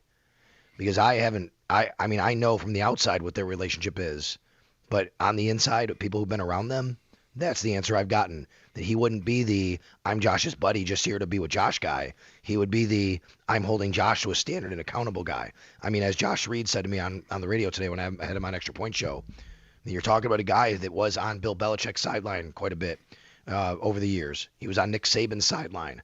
Like, this isn't a guy, he understands that piece of it. And as much as he has this relationship with Josh, it feels like from the people that I've talked to, he would be much more in the category of I'm going to hold him to a standard and I'm going to hold him accountable. Yeah, I like this. I mean, he's 50, Daboll, right? Josh is just turning 30. Yeah. Like, this is more Davis Webb. When I watched that clip with Fitz with Whitworth myself today, too, and I'm thinking of Webb primarily for that.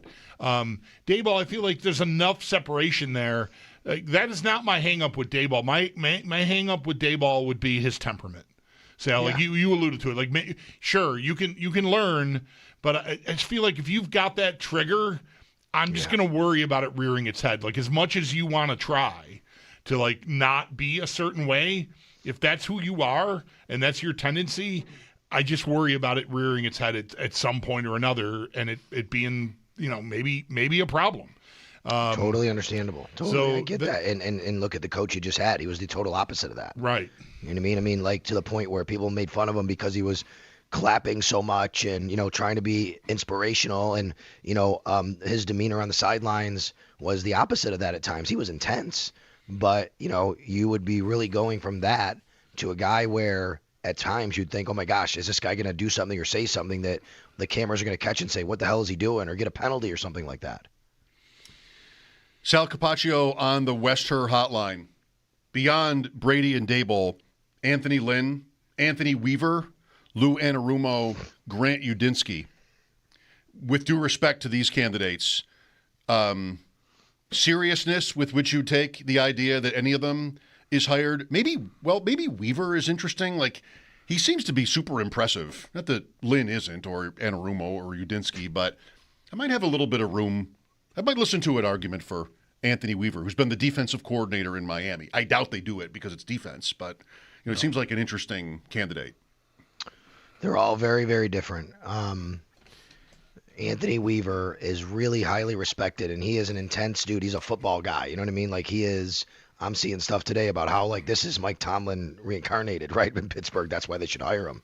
And I get it. Like, when you're in a presence of him, when you watch him, when you listen to Anthony Weaver talk, the man is very impressive. I would say that if you hired Anthony Weaver, immediately you're thinking that is a leader of men. He is going to walk in that locker room and command respect. Just go watch a press conference from him. Absolutely 100%. So, and by the way, he was here in 2013. Now, this regime wasn't here with him, but he does have some familiarity with Buffalo in that regard. He was a defensive line coach, and I believe Kyle Williams, when he had back in the day, I'd talked to Kyle Williams about all the different defensive line coaches he had over the years, and he spoke highly of Anthony Weaver when we talked about that years ago. Grant Udinski is 30 years old. He is the age of Josh Allen. He's a little bit older than Josh, right? Josh going to be 30. He'd be the same age as your starting quarterback. I love his pedigree. I really do. Not only in Jacksonville under Liam Cohen, but before that, that's Kevin O'Connell. He was with O'Connell in Minnesota before that. And, I mean, this guy, from all indications, everybody's been around him just talking about how super-duper smart he is. He's a guy that really dives into everything about football, the analytics of it, the schematics of it. Like, you want a guy that's really going to strategize and but I don't know, like, what – I mean, in Jacksonville, he wasn't even calling plays this year, right? That was Liam Cohen. So, I mean, like, that's it. Maybe he wouldn't call plays in Buffalo. You don't know that. Maybe he'd hired an offensive coordinator to call plays. But from that standpoint, I'm interested. And then I think Lou Anarumo is just kind of a I don't know. Like, I have a lot of respect for what he's done on the field as a defensive coordinator. I just don't know much about him personality-wise. I've never really seen interviews with him or anything like that. But I think that he's gotten a lot of results where he's been. And, you talk to people in Cincinnati when he let go a couple of years ago, and people were wondering, well, why did that happen? I mean, look what he did against Buffalo, and he has a good track record going against Josh Allen. We know that as well. So he's an interesting guy, I think, for this. I do not give Anthony Lynn much of a shot, but, I mean, I do know that in 2017, when the Bills were going through the process with the Pagulas as owners, and before Brandon Beane got here, though, Anthony Lynn obviously was the interim coach, and he did get a look. And a lot of people thought he was going to get the job, actually. He obviously did not get the job, but I know he still has connections in the organization, and he is respected. A guy like Udinski, who right now, like you just alluded to it, Liam Cohen is the head coach, but it's his offense, and Udinski has the title. I wonder if this might be file under wishful thinking, Sal, to some extent. But I wonder if you want to get him in here, get to know him a little bit, and see if there isn't some way to make assistant head coach or something, like, because it's a lateral move if he were to just be the Bills' offensive coordinator. But I kind of like the idea of nailing down the leader of men like Anthony Weaver or even Anarumo if he checks those boxes, which you're saying, and I agree. I don't know, I don't know a lot about that part of his coaching career.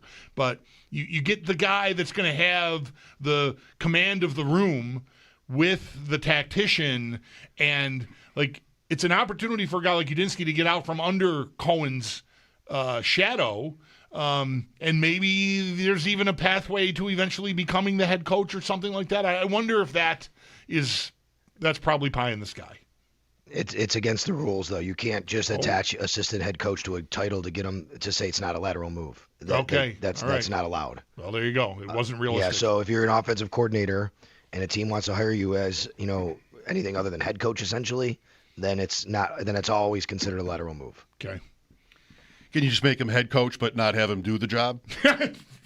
Call him head coach, but he's out there, he's got his headset, the whole thing, but he's not actually doing anything? Probably doesn't seem like that would be really fair either. Because I like the idea of a guy like that.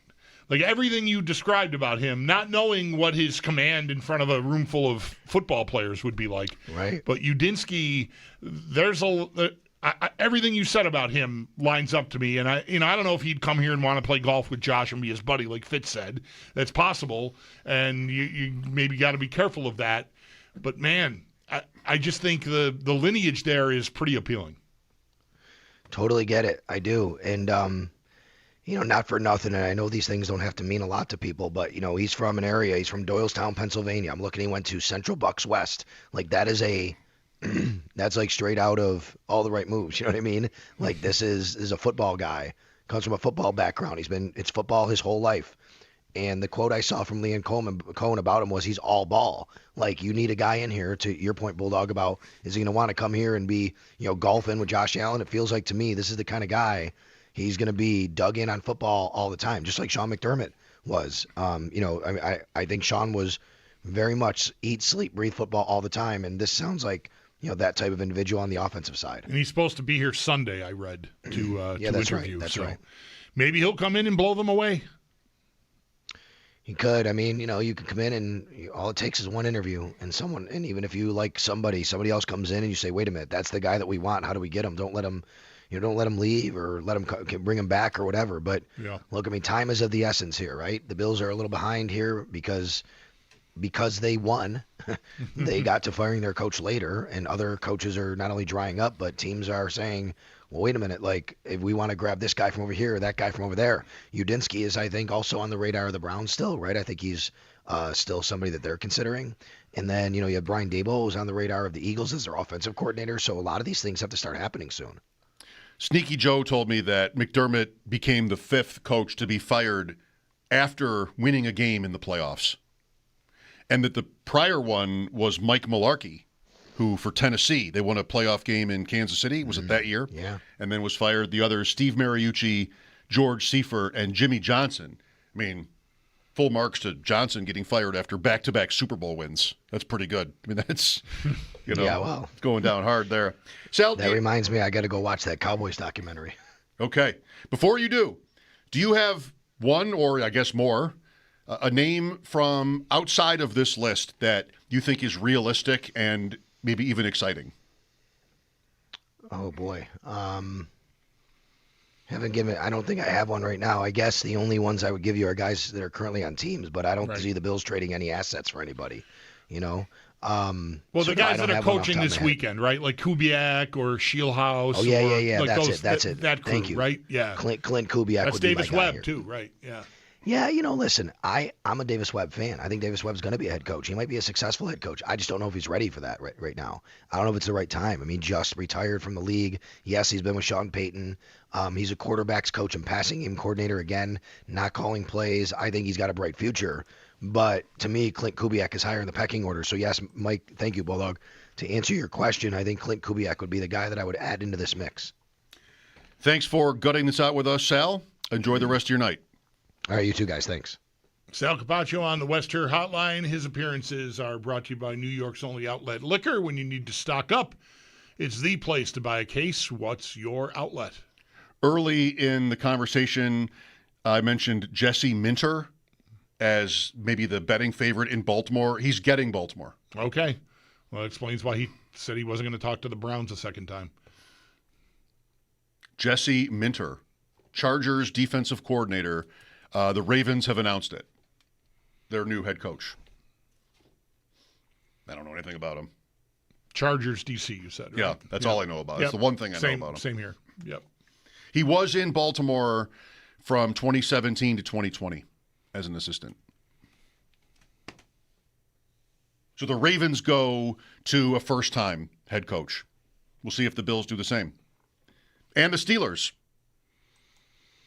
803-0550 for your calls. We have the Sabres tonight in Montreal, pregame at 6. Jarmo Kekalainen is one of our interviews tonight on the pregame show, so you get a taste of him and what he's thinking about the surge that the Sabres have been on. We'll be back after sports. Mike Schopp and the Bulldog here, WGR.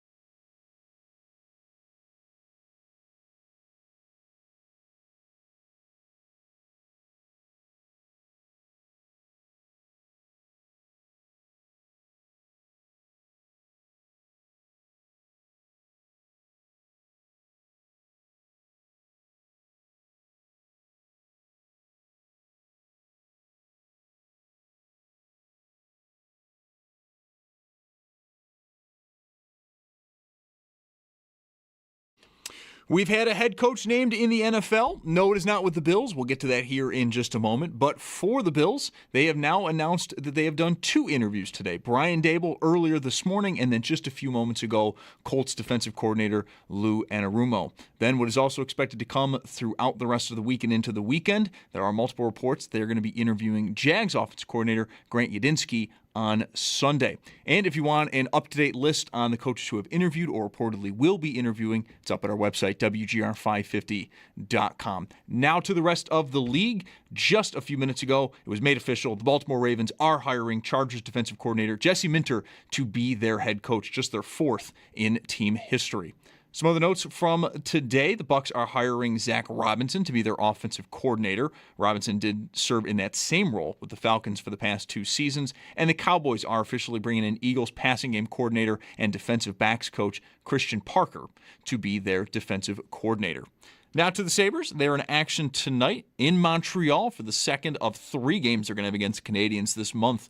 Pre-game in just about a half hour at 6 for a 7 p.m. puck drop. Ukko-Pekka Luukkonen expected in net tonight for the Sabres. And for more on tonight and the contract extension for Josh Doan yesterday, our own Pat Malacaro has a piece up at our website, WGR550.com. Then in college hoops, Niagara at Fairfield. Tip-off at 7, pre-game at 6:40. Both can be heard over on AM 1400. That's your Paddock Chevrolet Sports Headlines. Paddock Chevrolet celebrating 90 years of being your hometown dealership. I'm Zach Jones for WGR Sports Radio 550.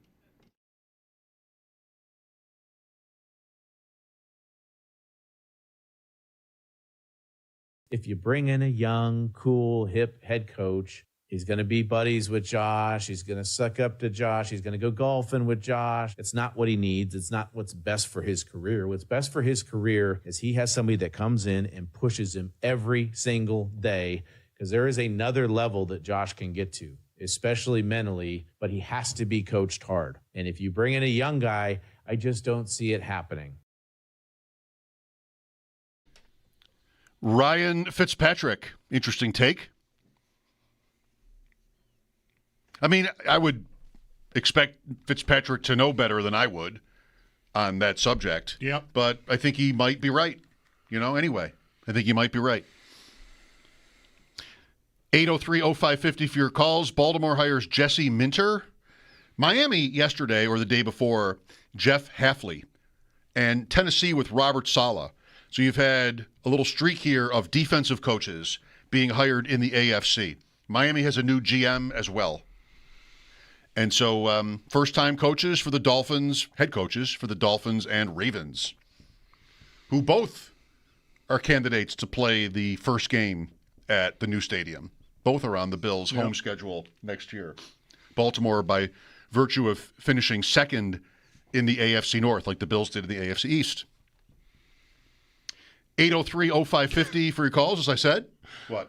Nothing. Great. Baltimore will be better than Pittsburgh by a lot by the time September rolls around, and I got to deal with Baltimore on a second place. Just come on. Tough break. Couldn't get a break. That also means the Rams in the NFC West and not Seattle. Had the Bills finish first. New England will play Seattle. And what's the other one going to be? AFC South. Houston. At Houston again. Great. Not Jacksonville. Second place. Maybe the quarterback will just give us the ball all the time. Man. That would be nice. Tough end of the season for him. To the season. C.J. Stroud. 2 games. Both, even the game they won. Right. He was a disaster in the game they won, and he was more of a disaster in the game they lost. Go figure. Andrew is next. Hello. Hey, fellas. Thanks for taking my call. You're welcome. Couple things I wanted to hit on. First, McDermott, there's a lot of things we're all fond of, fond memories, fun times. But I think the fan base is treating this like his funeral. And what I mean by that is, everybody's a good guy when they're dead. We've seen the tribute videos ad nauseum online, and I think a lot of these folks that are irate would probably be calling you guys irate if he wasn't fired. And so I just wanted to say that I think we need to remember all the faults as well that drove us crazy for years, and I don't want to get into it because it's painful. The second thing I wanted to touch on was everybody coming after Bean, was it a power play, and questioning him. I think it's not talked about enough that, unfortunately when Kim got sick, I think she was a big part of this organization, and I don't think Terry wants to be as involved as maybe he would need to be.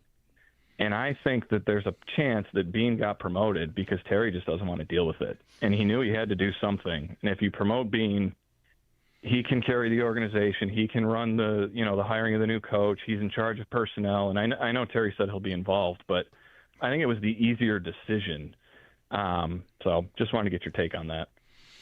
I've said the very same thing. Yeah, Mike said the same thing when it happened. On the first part, yeah, for sure. I mean, we've lived through this in real time on this show, going back to when Lindy Ruff got fired at the end of his first stint here.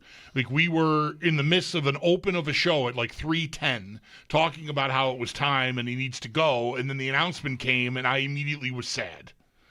That is what happens. I also think in this case, while I was never here banging the drums that he needed to go, I think the vocal minority can overwhelm you. I never thought it was most Bills fans that had a huge problem with McDermott. And so what happens, right, why do we hear from the vocal minority? Because they're mad. Because the coach is a problem. They got a problem with the coach, and we need to make a change. So they make a change, and guess who gets activated? Guess who gets mad? The quiet people who've been over there the whole time just enjoying the ride. And they go, like, wait a minute, what are we doing? And then furthermore, the way it went down, I think even soured people who maybe weren't, maybe were neutral or even leaning, I want a different coach. Because they just sort of were very clumsy is kind, I think, for how things have gone since Monday morning. So there's a lot that I think gets to why the reaction has been what it has been. But at its core, it's the guy, the guy gets done in, and if you don't like how it looked or sounded, you're going to activate. And so now you're going to call us and complain. Whereas before it was the people who were mad that he was here. It's just a different set of angry people.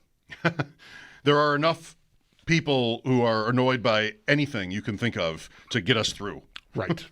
No matter what the topic is, enough people will. I mean, I'm speaking find it controversial. In vast generalities here, but like that's kind of what I think happened here to some extent. Frank is next. Hi, Frank. Frank? No. I could hear Frank shuffling Something around was there. happening. Yeah. Something was happening. We'll never, probably never know. Sean is next. Hello, Sean. Hey, guys. So the more I think about Bean's comments about the CEO type, the more I kind of drift away from some of the real young up-and-comers with zero experience and no managerial experience, if you will, and just kind of more strategist, unfortunately, because that's where I was appealed. I was very appealed by that. I was turned on by that idea. And the past day and a half, I've been watching a lot of Anthony Weaver, and I've been taking a look at how he's performed as a defensive coordinator and just, up and through his rankings.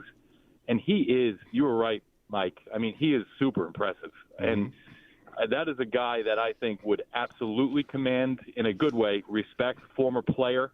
I think he's super articulate in terms of his messaging. I think he would have a pretty quick turnaround in terms of these guys buying into him. I mean, he got the Dolphins defense to play at a pretty darn high level with a lot of guys that weren't even available to them. So, I mean, I could sign up for that in a heartbeat, so as long as it comes with, and I say it without any basis of evidence, a Davis Webb as an OC, and I say that because he's never called plays either. But let's give both of these guys young, up-and-coming shots at trying to make the difference here. Davis Webb checks that box of, okay, he could get a message across to Josh. He could, obviously, I would imagine, can scheme up a good offense. I mean, it's got to come with a good young offensive mind. But, man, you were right, Mike. That guy he is impressive, and I could get behind that hire, and I didn't see that coming. Right on. Thanks, Sean. And Webb could be your offensive coordinator because he's not in that role. That's right. In Denver. That's right. What is he? Quarterbacks coach, I believe. I don't know if there's a passing game. I think just quarterbacks coach is what he is. Weaver was the Bills' defensive line coach in 2013, one season. Played for Baltimore and played for Houston as a defensive player and then went up through the coaching ranks. 2013, Bulldog. Oh, I remember it well. Doug Marrone, first year of Doug Marrone. Yeah. There were only 2, right? There were 2. 2 years, yeah. Yeah, then he quit. Yeah, on New Year's Eve. On New Year's Eve, after their last game. And then we all came in here on New Year's Day. There were like 7 of us in this room. Really? Yeah. You know why I remember it so well? No. Because I remember we were all, Jer, Howard, you, me, we're all in here. Somebody else, and Joe Biscaglia was in the sports booth where G and my son Owen sit when they do the video content producing for the shows. Oh, that's what that is? And I said, yeah. And I said Rex Ryan. Like that day, on New Year's Day, I said, go call Rex Ryan. Come on, we need a name. We need Pagula, go get Rex Ryan. Pagula inherited Marrone. Right. And this was his first. And then they went and got Rex Ryan, and it was a disaster. Nice.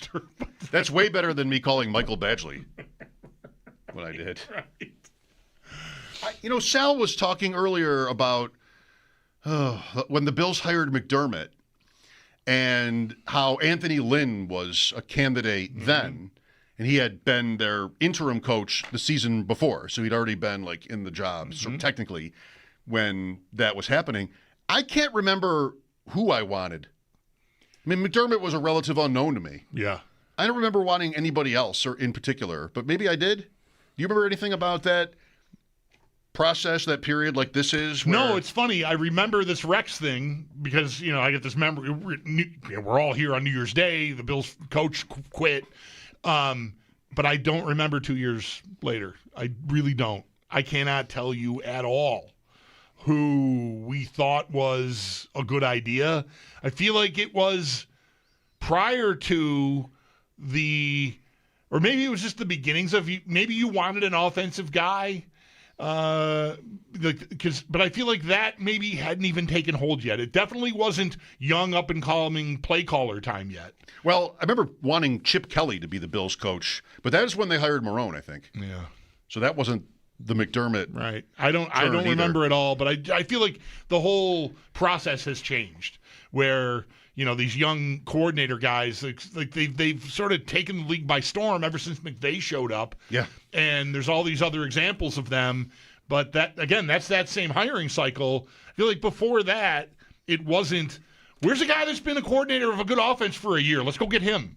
But that's what happens now. I'm being told I wanted Sean McVay.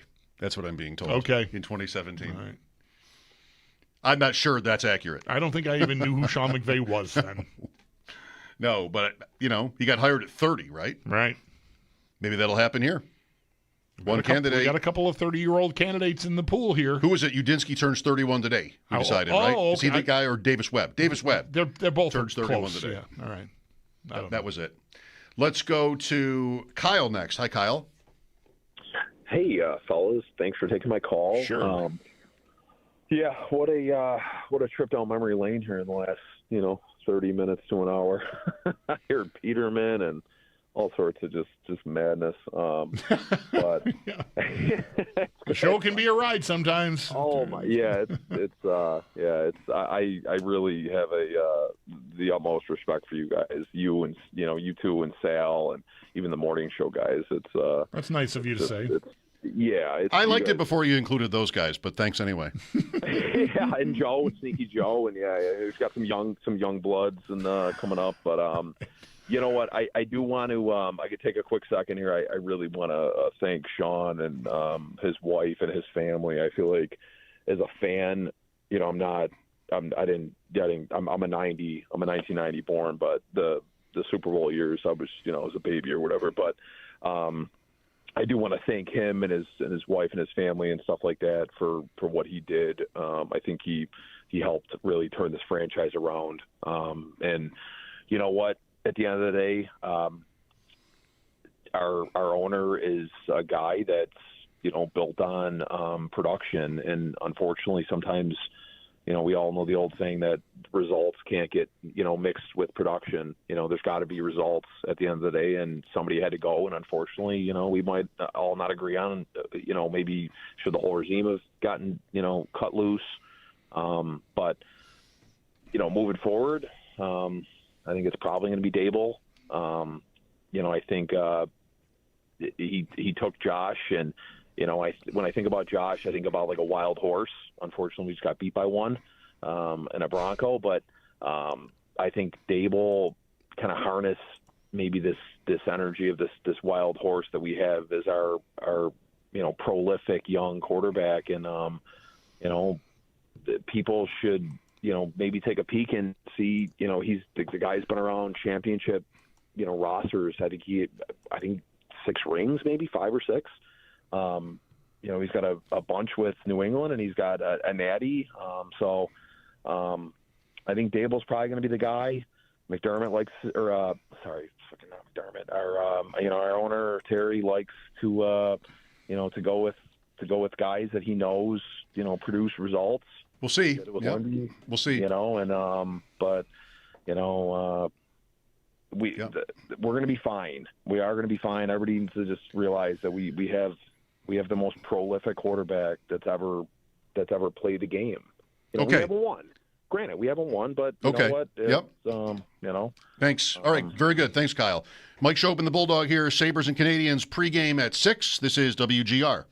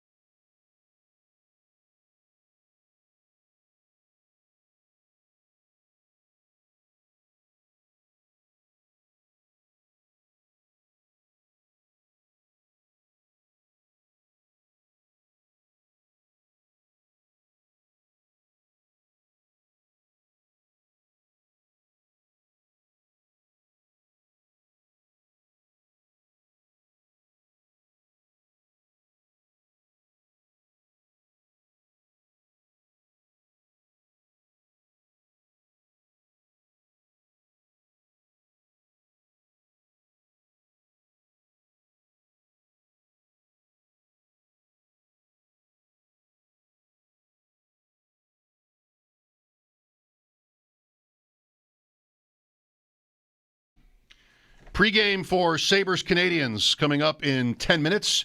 Pat Malacaro is on this trip. We'll talk to Pat about tonight's game and the Sabres' recent role. Lindy Ruff, Jarmo Kekalainen, Josh Doan tonight on the pregame show. And Paul will join us toward the end. Let's go to Todd next. Hi, Todd. Hi, how you guys doing? Good. Thanks for having me. I just kind of wanted to touch on this real quick about Josh Allen. You know, yesterday there was so much that happened. I kind of feel like I really wonder how he feels, because I feel like he got scapegoated yesterday when Terry brought his name up about him crying. I know it's not going to make him, you know, not want to be here, but then at the same time, you know, I wonder if it's going to rub him the wrong way when it's time to re-sign a contract later in life. You know, I don't know. I don't know how it affects the football players. Yeah, I don't know either. I did. My friend Tim Graham with The Athletic made this point in a piece I read last night after I got home from our show, and he said, like, I wonder how he feels about, this is Allen, I wonder how Allen feels about being mentioned the way that he was. You know, that Pegula like reacted, like, in a way you could say Pegula painted a picture where, like, my quarterback was that upset I had to fire the coach. And he's using Allen like as a literary device almost, which is a little wonky. With us now, the actor Bill Fichtner. Bills fans, we've had the pleasure of speaking with Bill once or twice. Once when the Bills won the AFC East, and then it became just sort of the thing that they always did. So that feels like a while ago right now, Bill. Thanks for being on with us. Listen, first of all, I want to thank you guys, because I spent the entire afternoon yesterday just wondering, where's my team at? Mm-hmm. What's going on in the world right now? And somebody shared with me something that someone had posted about the Bills, and I ended up getting on this like YouTube scroll, and I watched 3 of your segments yesterday, and you guys explained so much and gave so much insight into how I felt that I couldn't put into words, things that, you know, that were part of that press conference, things that were part of this whole week that I just couldn't quite put my finger on. So, and I really mean Thank you. Thank you. Thank you, guys. I mean, you spelled things out, and I'm like, I understand this whole thing. And in understanding it didn't actually make me feel any better, you know. Right. Yeah. But at least I got some clarity on some of these things. That's really nice to hear. Thanks. I appreciate it. Yeah. Like I said, I don't know what's the latest and the greatest today. I mean, yesterday was such a monumental day, not only to listen to you gentlemen, but, you know, to listen to the national, you know, media, NFL, you know, people and just sports, you know, casters in general, and you know, and just to hear over and over about, you know, what many people consider arguably probably the worst press conference in the history of sport. And that is what people think. You know, you know, at the end of the day, September's going to roll around, and we're going to put a team on the field, and all I really care about is, you know, are we ready? But I got to tell you, you know, just if you don't mind me just hopping in here, there are a couple of things that I do have on my mind, and one of them is, you know, we hear this talk about, you know, the draft, and are we lacking in players? And, you know, I'm one of these guys that, you know, sometimes you know, especially this season, somebody runs out onto the field, and I'm like, okay, who's that? Right, who's 74? What just happened? Right. I hope he has the best game of his life right now. But what I don't hear a lot of accountability outside of somebody pointing at Sean McDermott yesterday of, like, you know, well, it was him. Yeah. It's him with Coleman, which is a whole other conversation, and I still don't understand, you know, how anyone thought that was a good way to go. Yeah. But I don't hear anything. Doesn't anybody talk about, like, you know, where you know, maybe where we're coming up short in that department? I don't know. I haven't heard any of that. What do you guys hear? You mean from like a personnel standpoint? No, yeah, exactly. From a personnel. You know what I think is mostly, and I mentioned this earlier. Like we'll get to that. Like I on one day this week, I did say, like, they've got, their center and their left guard are free agents. Osiris Torrance is due a new contract if you want to do that. That's the guts of your offensive line. Like, that's one lift they've got to take on. The receiver room's another. And, we'll get to that. Like, the coach is going to come first, but eventually there's a lot that has to be taken care of here that I don't want to take for granted that it's all going to get done, seamlessly and perfectly. The way you would do it. The way I would do it. Because, of course, Bill, I would nail it because I'm so smart. I'd like to see you take a shot at it. Well, there's an awful lot of people, me included, that wonder about the last few years and about, the players we acquire and, especially through the draft. And we all wish, listen, I'm not one of these people, you watch the draft sometime and you see a fan from some team that goes, oh my God, I can't believe we picked that guy. I don't look at it that way. I may not know the most about every player that we draft, but again, I'm that guy that's like, well, I hope he's great. Right. We'll find out more about him. That's how we are after the draft every year. Is like, well, you could have done this, but who knows? I mean, right? Maybe it doesn't work. Exactly. But I will say this. I know you guys got the Sabres pregame coming up, and boy, aren't they a joy to watch? Yes. Thank God. God, I love it. I took a flight back from New York on Tuesday, and I couldn't get it on my phone, but I got enough to just watch like the score, the box score on the ESPN app, and so that was 2.5 hours on the flight back, just watching it go from 4-0 to 4-3, but 5-3 eventually. Love it. But I will say this before I leave you guys. Yes. I will tell you, the thing that I think I'm most disappointed about this week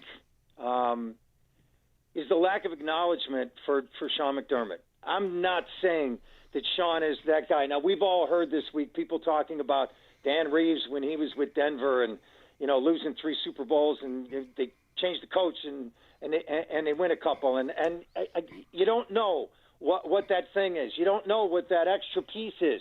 And maybe it wasn't Sean. Maybe it was. We're not going to find out. But I will tell you this.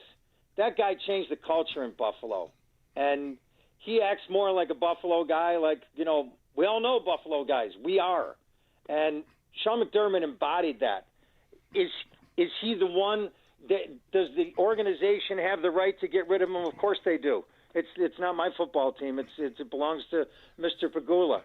But the lack of that just feels to me it's so un-Buffalo.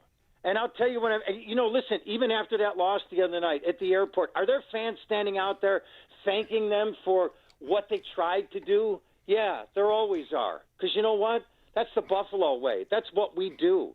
I didn't hear a lot of that this week for Sean. If you're going to let him go, let him go. It is what it is. He's a big guy. He'll figure it out. He's going to have a great career regardless of whether he's in Buffalo. But that piece right there, that thank you right there, that's a Buffalo thing, and it was missing this week, I feel. I agree. It wasn't gracious. Yeah, it wasn't gracious enough. I think that set a lot of the emotions off this week. Was exactly that. Yeah. Bill Fichtner with us. Thanks for your time. I wish we had more. I watched the West Wing episode you were in constantly. I wanted to say this while you're on the phone. Christopher Mulready. Wait, did I get a residual? Hold on. Let me check the mail. Thanks for calling, man. Really good to talk to you. Thanks, gentlemen. We'll talk again. All right. Can't wait. Thank you. Sabres Canadians pregame next here on WGR.